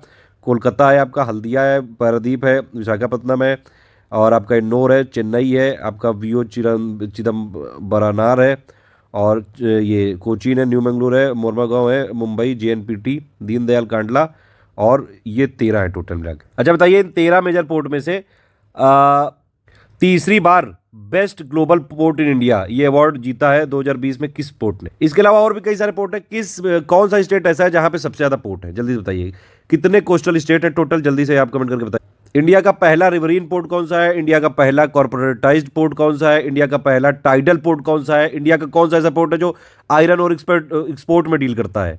लार्जेस्ट नेचुरल पोर्ट कौन सा है? जल्दी बताइए, ये सब रिवीजन के लिए पूछ रहा हूँ, ये हम करा चुके हैं, इसकी रिवीजन की पिक भी दे चुके। ये देखिए, जल जीवन मिशन, इसके बारे में ये कुछ कुछ इंफॉर्मेशन दी है, थोड़ा सा आप देख लीजिए एक बार। 2024 तक है यहाँ पे प्रत्येक ग्रामीण घर को आपको टैप वाटर देना है, ठीक है, ये फंक्शनल टैप वाटर कनेक्शन देने हैं, ठीक। अच्छा, इसमें कौन सा ऐसा पहला स्टेट बन गया है जहां पे नल जल कनेक्शन वाले 100% घर हैं, यानी कि हर घर जल राज्य कौन सा बन गया है? गोवा ऐसा पहला राज्य बन गया, ध्यान रखिएगा ये चीज। बीएनआई वाला मैं आपको बता चुका हूँ, यहाँ पे 3 कलर का यूज किया था, ग्रीन, येलो और रेड, एक बार देख लीजिएगा इसको। जब ग्रामीण एरिया की बात करें तो हाईएस्ट जो एक्सेस रहा था किसमें? पंजाब, केरल में। और अर्बन एरिया की बात करें अगर आपका, तो कोई स्टेट नहीं था जहाँ पे लोवेस्ट लेवल रहा हो। सब में जो है इंप्रूवमेंट वाले कौन कौन से हैं अर्बन एरिया वाले? उत्तराखंड, जम्मू कश्मीर, पंजाब। ओवरऑल का मैं पहले बता ही चुका हूँ आपको, ठीक है। इकोनॉमिक सर्वे के हिसाब से world rule of law index में भारत की रैंकिंग कितनी थी? 69। ये एक देखना जरूरी है, बाकी एक बार देख लीजिए। ये देखिए, जो मैं बता रहा था कि भैया सर्विस सेक्टर 50% से ज़्यादा कितने में है इंडिया में, ये देख सकते हैं आप पूरी लिस्ट। ये इसमें मतलब जो जीएसवी है या फिर जीएसडीपी जो है, उसमें सर्विस सेक्टर का योगदान सब 50% से ज़्यादा है। तो ऐसे कितने स्टेट हैं इंडिया में? 15 है टोटल। 33 स्टेट और यूनियन टेरिटरी को अगर कंसीडर करें तो 15 है। सिक्किम का लोवेस्ट है 27.02% के साथ। चंडीगढ़ का आप देख सकते हैं हाईएस्ट। कितना सर्विस सेक्टर का यहाँ परसेंटेज है? 88.29%, ठीक है। और दिल्ली का है 85.16%। फिर अंडमान का है। और अगर आप देखेंगे तो स्टेट वाइज नंबर 1 पे जो सर्विस सेक्टर का शेयर है सबसे ज़्यादा है कर्नाटका का 66.19%। क्यों? क्योंकि यहाँ पे बेंगलुरु भी है। यूपी में कितना सेक्टर है भैया, कितना शेयर है सर्विस सेक्टर का? 48.95%। और यूपी में ग्रोथ कितनी? 7.05%। जल जीवन जो मिशन रूरल वाला है 2019 में घोषणा हुई थी इसकी, 3.6 लाख करोड़ इसका टोटल बजट है, ठीक है। और फंक्शनल टैप वाटर कनेक्शन देने सारे ग्रामीण हाउस होल्ड को 2024 तक। फिर से समझ लीजिए, जल शक्ति के department of drinking water sanitation के अंडर। मनरेगा में जितने काम हुए 68% एग्रीकल्चर में हुए। स्टेट जीडीपी के हिसाब से महाराष्ट्र नंबर 1, फिर तमिलनाडु, फिर यूपी है आपका। हेल्थ सेक्टर में प्राइवेट सेक्टर की दादागिरी बढ़ गई है, इसीलिए कह रहे हैं कि इस पर रेगुलेटर बनाएंगे और जीडीपी का 2.5 से 3% खर्चा करेंगे हेल्थ पे। देखिए, गवर्नमेंट कह रही है कि हम सिर्फ जो है गवर्नमेंट खर्चा करती है आरएनडी पे और प्राइवेट सेक्टर नहीं करता है, तो उसी के लिए छोटी सी पिक है, आप देख सकते हैं। गवर्नमेंट कंट्रीब्यूट करती है आरएनडी पे करीबन 56% और ये बिजनेस सेक्टर करता है सिर्फ 37%, ठीक है। जबकि टॉप 10 इकोनॉमी में देखें तो बिजनेस सेक्टर 68% कंट्रीब्यूट करता है। तो कह रही है मतलब प्राइवेट वालों से कि ज़्यादा आप आरएनडी पे खर्चा करिए। और अगर आप देखें तो इंडिया का आरएनडी कितना परसेंटेज ऑफ जीडीपी है? 0.65% है। ये स्टेटमेंट बेस्ड सवाल में पूछ सकते हैं कि इकोनॉमिक ग्रोथ का बहुत ज़्यादा इंपैक्ट होता है पॉवर्टी एलिविएशन पे, ठीक है, इनइक्वालिटी से। ये जरूर ध्यान रखिएगा, ये आपसे पूछ सकते हैं वो जो असर्शन रीजनिंग वाले सवाल में। देखिए, असमानता की तुलना में गरीबी उन्मूलन पर आर्थिक विकास का ज़्यादा प्रभाव होता है। और इंडिया को कहाँ फोकस करना चाहिए? इकोनॉमिक ग्रोथ पे, ठीक है। लोगों को गरीबी से निकालने के लिए इकोनॉमिक ग्रोथ पे इंडिया को फोकस करना चाहिए, ये इकोनॉमिक सर्वे ने बताया। इंटरनेशनल जो सोलर अलायंस था उसके 2 इनिशिएटिव और थे, वर्ल्ड सोलर बैंक और one sun one world one grid initiative. ये बांग्लादेश क्यों एक्सपोर्ट में जो है अच्छा परफॉर्म कर रहा है, ये बताया गया कि भैया इसने कंपाउंड एनुअल ग्रोथ रेट जो है अपनी 8.6% बना के रखी 2011 से 19 तक, ठीक है। और बांग्लादेश का एक्सपोर्ट जो इंक्रीज हुआ है शेयर पूरी दुनिया में 0.1 से लेके 0.3% तक हो गया। टॉप 5 जो एक्सपोर्ट कम्युनिटी कौन सी है? वो 90% जो एक्सपोर्ट है उसमें इंक्लूड है वो, और वो हाईली लेबर इंटेंसिव है, ठीक है। ये थोड़ा याद रखिएगा। इसमें जो इंडिया में ज़्यादातर जो एक्सपोर्ट परफॉर्मेंस है ये ब्रॉड बेस्ड है और मेनली ये कैपिटल और टेक्नोलॉजी इंटेंसिव। स्पेनिश फ्लू ये की कई बात हुई थी, न्यूज़ में बहुत चर्चा में था, ये आपका इकोनॉमिक सर्वे में भी था। H1N1 से हुआ था, 1918 में हुआ था, थोड़ा फैक्ट देख लीजिए। 2 बार H1N1 इन्फ्लुएंजा वायरस हो चुका है, एक है 1918 का ये जो आपका स्पेनिश फ्लू था, और सेकंड वाला 2009 में स्वाइन फ्लू हुआ। ग्रॉस एनपीए आपने देखा सितंबर 2020 में 7.49 हो गए थे। ये सारे इंपॉर्टेंट रिवीजन था इकोनॉमिक सर्वे का। ये बजट 2021-22 का देख लेते हैं कुछ रिवीजन कि भैया इंडिया का पहला डिजिटल बजट था ये, 1 फरवरी 2021 को किया। थर्ड बजट था निर्मला सीतारमन जी का। पिछले साल के 5 मिनी बजट का एक्सटेंशन था ये बजट। और एक टैबलेट में लाया गया। ये कई सारी चीज़ें बता चुका हूँ मैं। इंपॉर्टेंट बात ये है कि भैया ज़्यादा लोग ITR फाइल करने लगे हैं। विवाद से विश्वास स्कीम का फायदा 1 लाख लोगों से ज़्यादा ने उठा लिया है। ठीक है, कोविड में जितने रिलीफ मेजर लिए उसका वो करीबन 13% ऑफ इंडिया GDP थी। 2020-21 की थीम क्या है, ये इंपॉर्टेंट सवाल हो सकता है यहाँ पे। थीम क्या है आपकी, यूनियन बजट की बात कर रहे हैं, ये आत्मनिर्भर भारत और नेशन फर्स्ट। ठीक है, 6 पिलर पे है ये पिलर एक बार देख लीजिएगा। हेल्थ और वेलबींग है, फिजिकल और financial capital infrastructure, inclusive development और फॉर एस्पिरेशनल इंडिया। ठीक है, री इनविगोरेटिंग मतलब ह्यूमन कैपिटल पे फोकस है कुल मिला के, इनोवेशन और R&D, मिनिमम गवर्नमेंट और मैक्सिमम गवर्नेंस। ये थोड़ा देख सकते हैं भैया, ये रिवेन्यू डेफिसिट है, ये इफेक्टिव रेवेन्यू डेफिसिट है, फिजिकल डेफिसिट है, ये आपका प्राइमरी डेफिसिट है।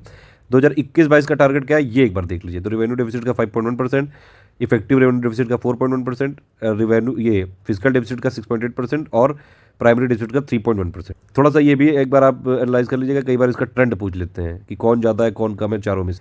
कितना पैसा ये स्टेट को ट्रांसफर किया गया, 13.89 लाख करोड़। हेल्थ वाला बजट कितना परसेंट बढ़ा दिया गया, 137%। ठीक है, 2,23,846 करोड़ रुपए का हेल्थ और वेलबींग एक्सपेंडिचर होगी। जो हम अगर मान लीजिए फिजिकल डेफिसिट हो रहा है, सबसे बड़ा सोर्स कौन सा है फिजिकल डेफिसिट का, मार्केट बोरिंग, फिर स्मॉल सेविंग। जो हम स्टेट को शेयर दे रहे हैं उसमें से सबसे ज़्यादा है डिवोल्यूशन वाला।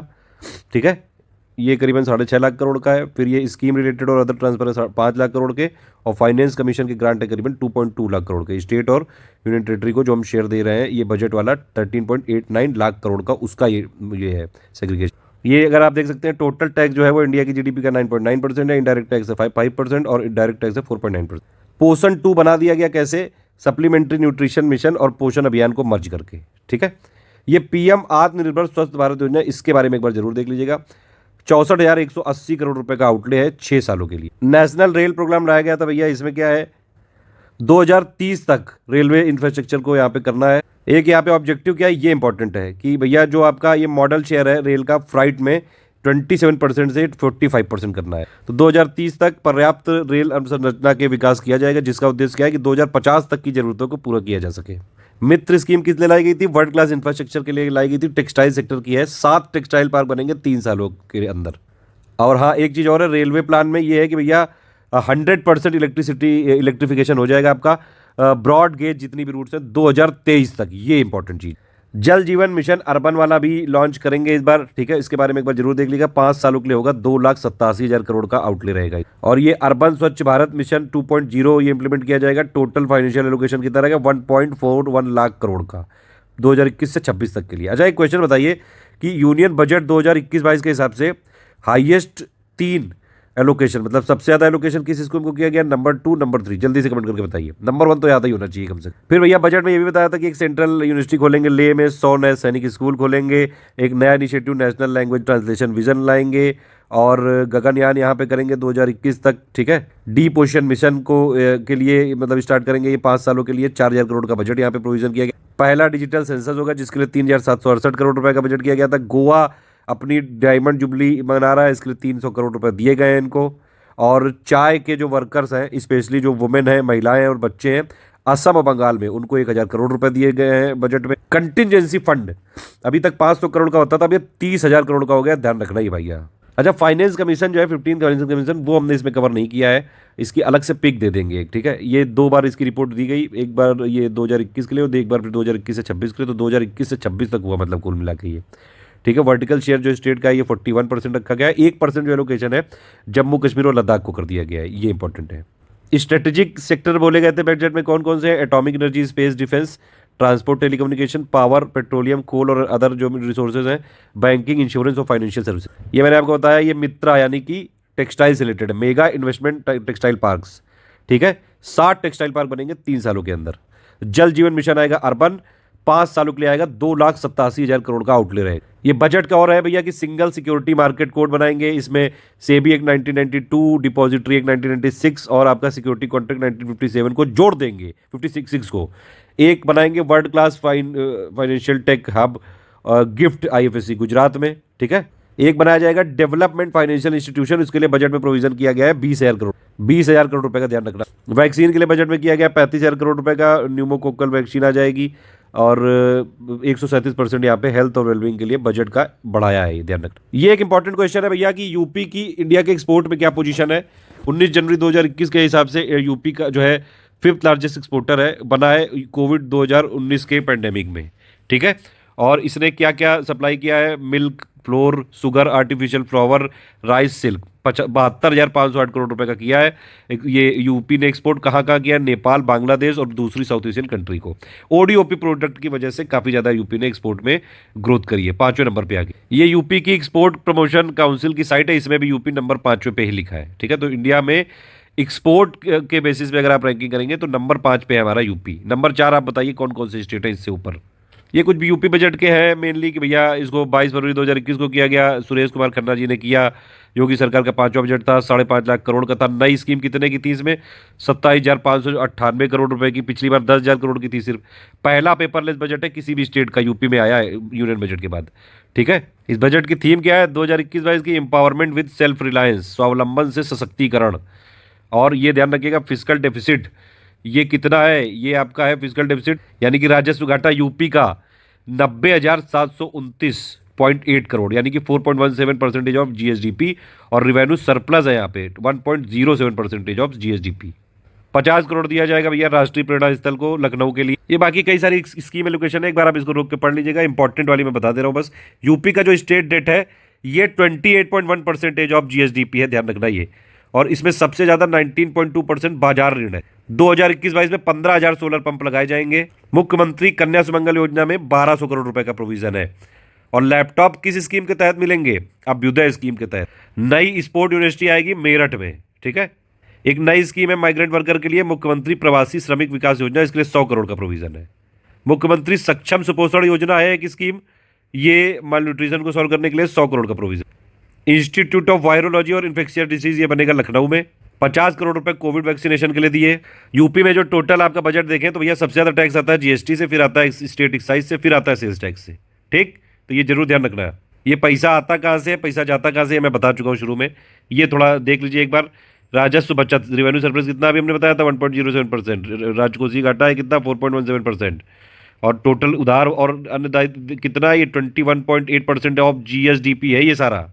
फिर राज्य का स्वयं का कर राजस्व यानी कि टैक्स कितना है 8.6% ऑफ जीएसडीपी।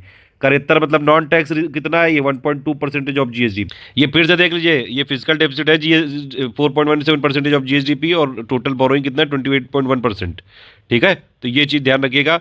नई स्कीम कितने की थी 27,598.4 करोड़, 5.5 लाख करोड़ का बजट था ये यूपी। बजट की थीम 2021-22 की यूपी की बजट की इंपावरमेंट बाय सेल्फ रिलायंस, ध्यान रखना, स्वावलंबन से सशक्तिकरण, ठीक है। टोटल आप देख सकते हैं राजस्व बचत कितना है 23,210 करोड़ रुपए, 1.07% ऑफ जीडीपी। और फिजिकल डेफिसिट है आपका 4.17% ऑफ जीएसटी। ये कुछ इंपॉर्टेंट फैक्ट है भैया। सैनिक स्कूल 18 डिवीजन में खोले जाएंगे यूपी में। और 20 लाख लेबर रजिस्टर किए गए हैं। 6 रनवे बनेंगे जेवर एयरपोर्ट में। 54 लाख से ज़्यादा लेबर जो है आपके ये इसमें रजिस्टर्ड है। मतलब जो अन्य प्रदेशों से आने वाले प्रवासी मजदूर हैं उनको मनरेगा से जोड़ के 54 लाख से ज़्यादा व्यक्तियों की भरण पोषण सहायता प्रदान करी। 2020-21 में 29,58,00,000 मैंडे यहाँ पे क्रिएट किए गए मनरेगा के थ्रू। 40 लाख प्रवासी श्रमिकों को उनके गृह जनपद तक भेजा गया। 10,35,000 नए राशन कार्ड बनाए गए। एक टीम 11 थी, ये एक इंपॉर्टेंट चीज है, ध्यान रखना। टीम 11 फिर आई टीम 9, कोविड से रिलेटेड थी वो, ठीक है। तो कोविड के मैनेजमेंट के लिए सब बनाई गई थी। पहले टीम 11 थी, फिर टीम 11 को टीम 9 ने रिप्लेस कर दिया। पहले सिर्फ ब्यूरोक्रेट थे, अब मिनिस्टर हो गए हैं। और medical education minister Suresh Khanna और हेल्थ मिनिस्टर जयप्रताप सिंह इसको लीड कर रहे हैं। ये दोनों याद रखिएगा। कोई यही पूछ रहे कि टीम 11 और 9 क्या है ये, तो ये उस टाइम कोरोना के टाइम पे फैसिलिटी देने के लिए और मैनेजमेंट के लिए थी कुल मिला के। टीम 11 लोग 11 मेंबर थे, अब 9 मेंबर हो गए। मिशन शक्ति के तीनों फेसेस देख लीजिएगा जरूर। प्रदेश में ईज ऑफ लिविंग जो आपका ये है उसमें क्या क्या होता है, वाटर, इलेक्ट्रिसिटी और रोड और बैंकिंग, ये जरूर याद रखना। आत्मनिर्भर उत्तर प्रदेश के क्या क्या 4 यहाँ पे स्तंभ होंगे। एक तो आपका ये है infrastructure development, public health, human capital और सोशियो कल्चर डेवलपमेंट और development of agriculture and allied activity.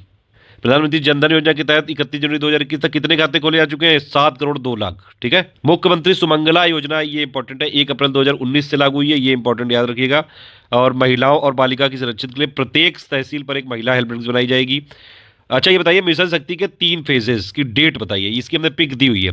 सर्व शिक्षा अभियान यूपी में 16 डिस्ट्रिक्ट में स्टार्ट हुआ था 2001-2 में। गोकुल ग्राम की अगर आप बात करें तो टोटल 21 गोकुल ग्राम है पूरे इंडिया में। यूपी में वैसे वाराणसी, मथुरा और शाहजहांपुर में बनाया जा रहा है, लेकिन बजट 2021-22 में वाराणसी पे फोकस किया गया, ये इंपॉर्टेंट चीज है।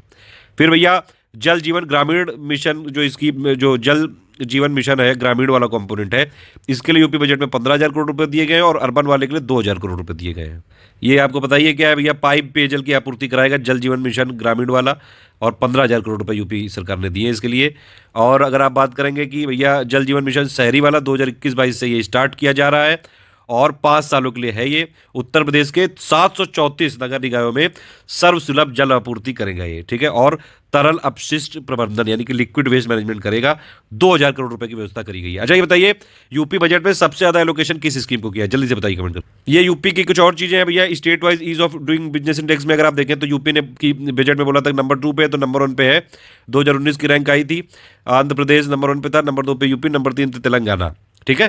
तो इसमें लिखा था बजट में कि स्वच्छ सर्वेक्षण के हिसाब से उत्तर प्रदेश 2020 में देश में 7वें नंबर पे था। 7वें नंबर पे तो था, लेकिन किस कैटेगरी में, ये इंपॉर्टेंट है। ये कैटेगरी कौन सी थी, जहां पे 100 से ज्यादा अर्बन लोकल बॉडी होंगी, उसमें उसमें नंबर 1 पे छत्तीसगढ़ था, ठीक है। और नंबर 7 पे हमारा यूपी था। यूपी ने ये ease of doing business index में नंबर 2 रैंक हासिल की थी 2019। अभी उत्तर प्रदेश में कितने नगर निकाय हो गए, 734। ये बजट का फैक्ट है, ध्यान रखना। 10 स्मार्ट सिटी हो गए, इनको रट लीजिए। लखनऊ, कानपुर, आगरा, प्रयागराज, वाराणसी, सहारनपुर, बरेली, झांसी, मुरादाबाद। और इस स्कीम के लिए 2,000 करोड़ रुपए का एलोकेशन किया गया है। उत्तर प्रदेश देश का सबसे बड़ा गन्ना और चीनी उत्पादक राज्य, पता है आपको ये चीज। अच्छा एक चीज और है, ये न्यूज है, ये केंद्र सरकार के स्मार्ट सिटी मिशन के तहत प्रदेश के 10 स्मार्ट शहरों में परियोजनाओं को बेहतरीन तरीके से लागू करने के लिए यूपी को देश में पहला स्थान मिला है। ये और याद रख लीजिए, ये करंट अफेयर का फैक्ट है, ये जोड़ा है मैंने। इंडिया स्मार्ट सिटी कॉन्टेस्ट में यूपी को पहला, मध्य प्रदेश को दूसरा, तमिलनाडु को तीसरा प्राइज मिला है, ठीक है। और अगर आप देखेंगे तो चयनित 100 स्मार्ट सिटी में आगरा को पहला मिला है सिटी में, और वाराणसी को तीसरा स्थान प्राप्त हुआ। अच्छा स्मार्ट सिटी की बात करें तो यूपी में भैया 10 शहरों का चयन कैसे कैसे हुआ। पहले राउंड में लखनऊ, दूसरे राउंड में लखनऊ, आगरा, वाराणसी, तीसरे राउंड में प्रयागराज, अलीगढ़ और झांसी, और चौथे राउंड में बरेली, सहारनपुर और मुरादाबाद का चयन किया गया था, ठीक।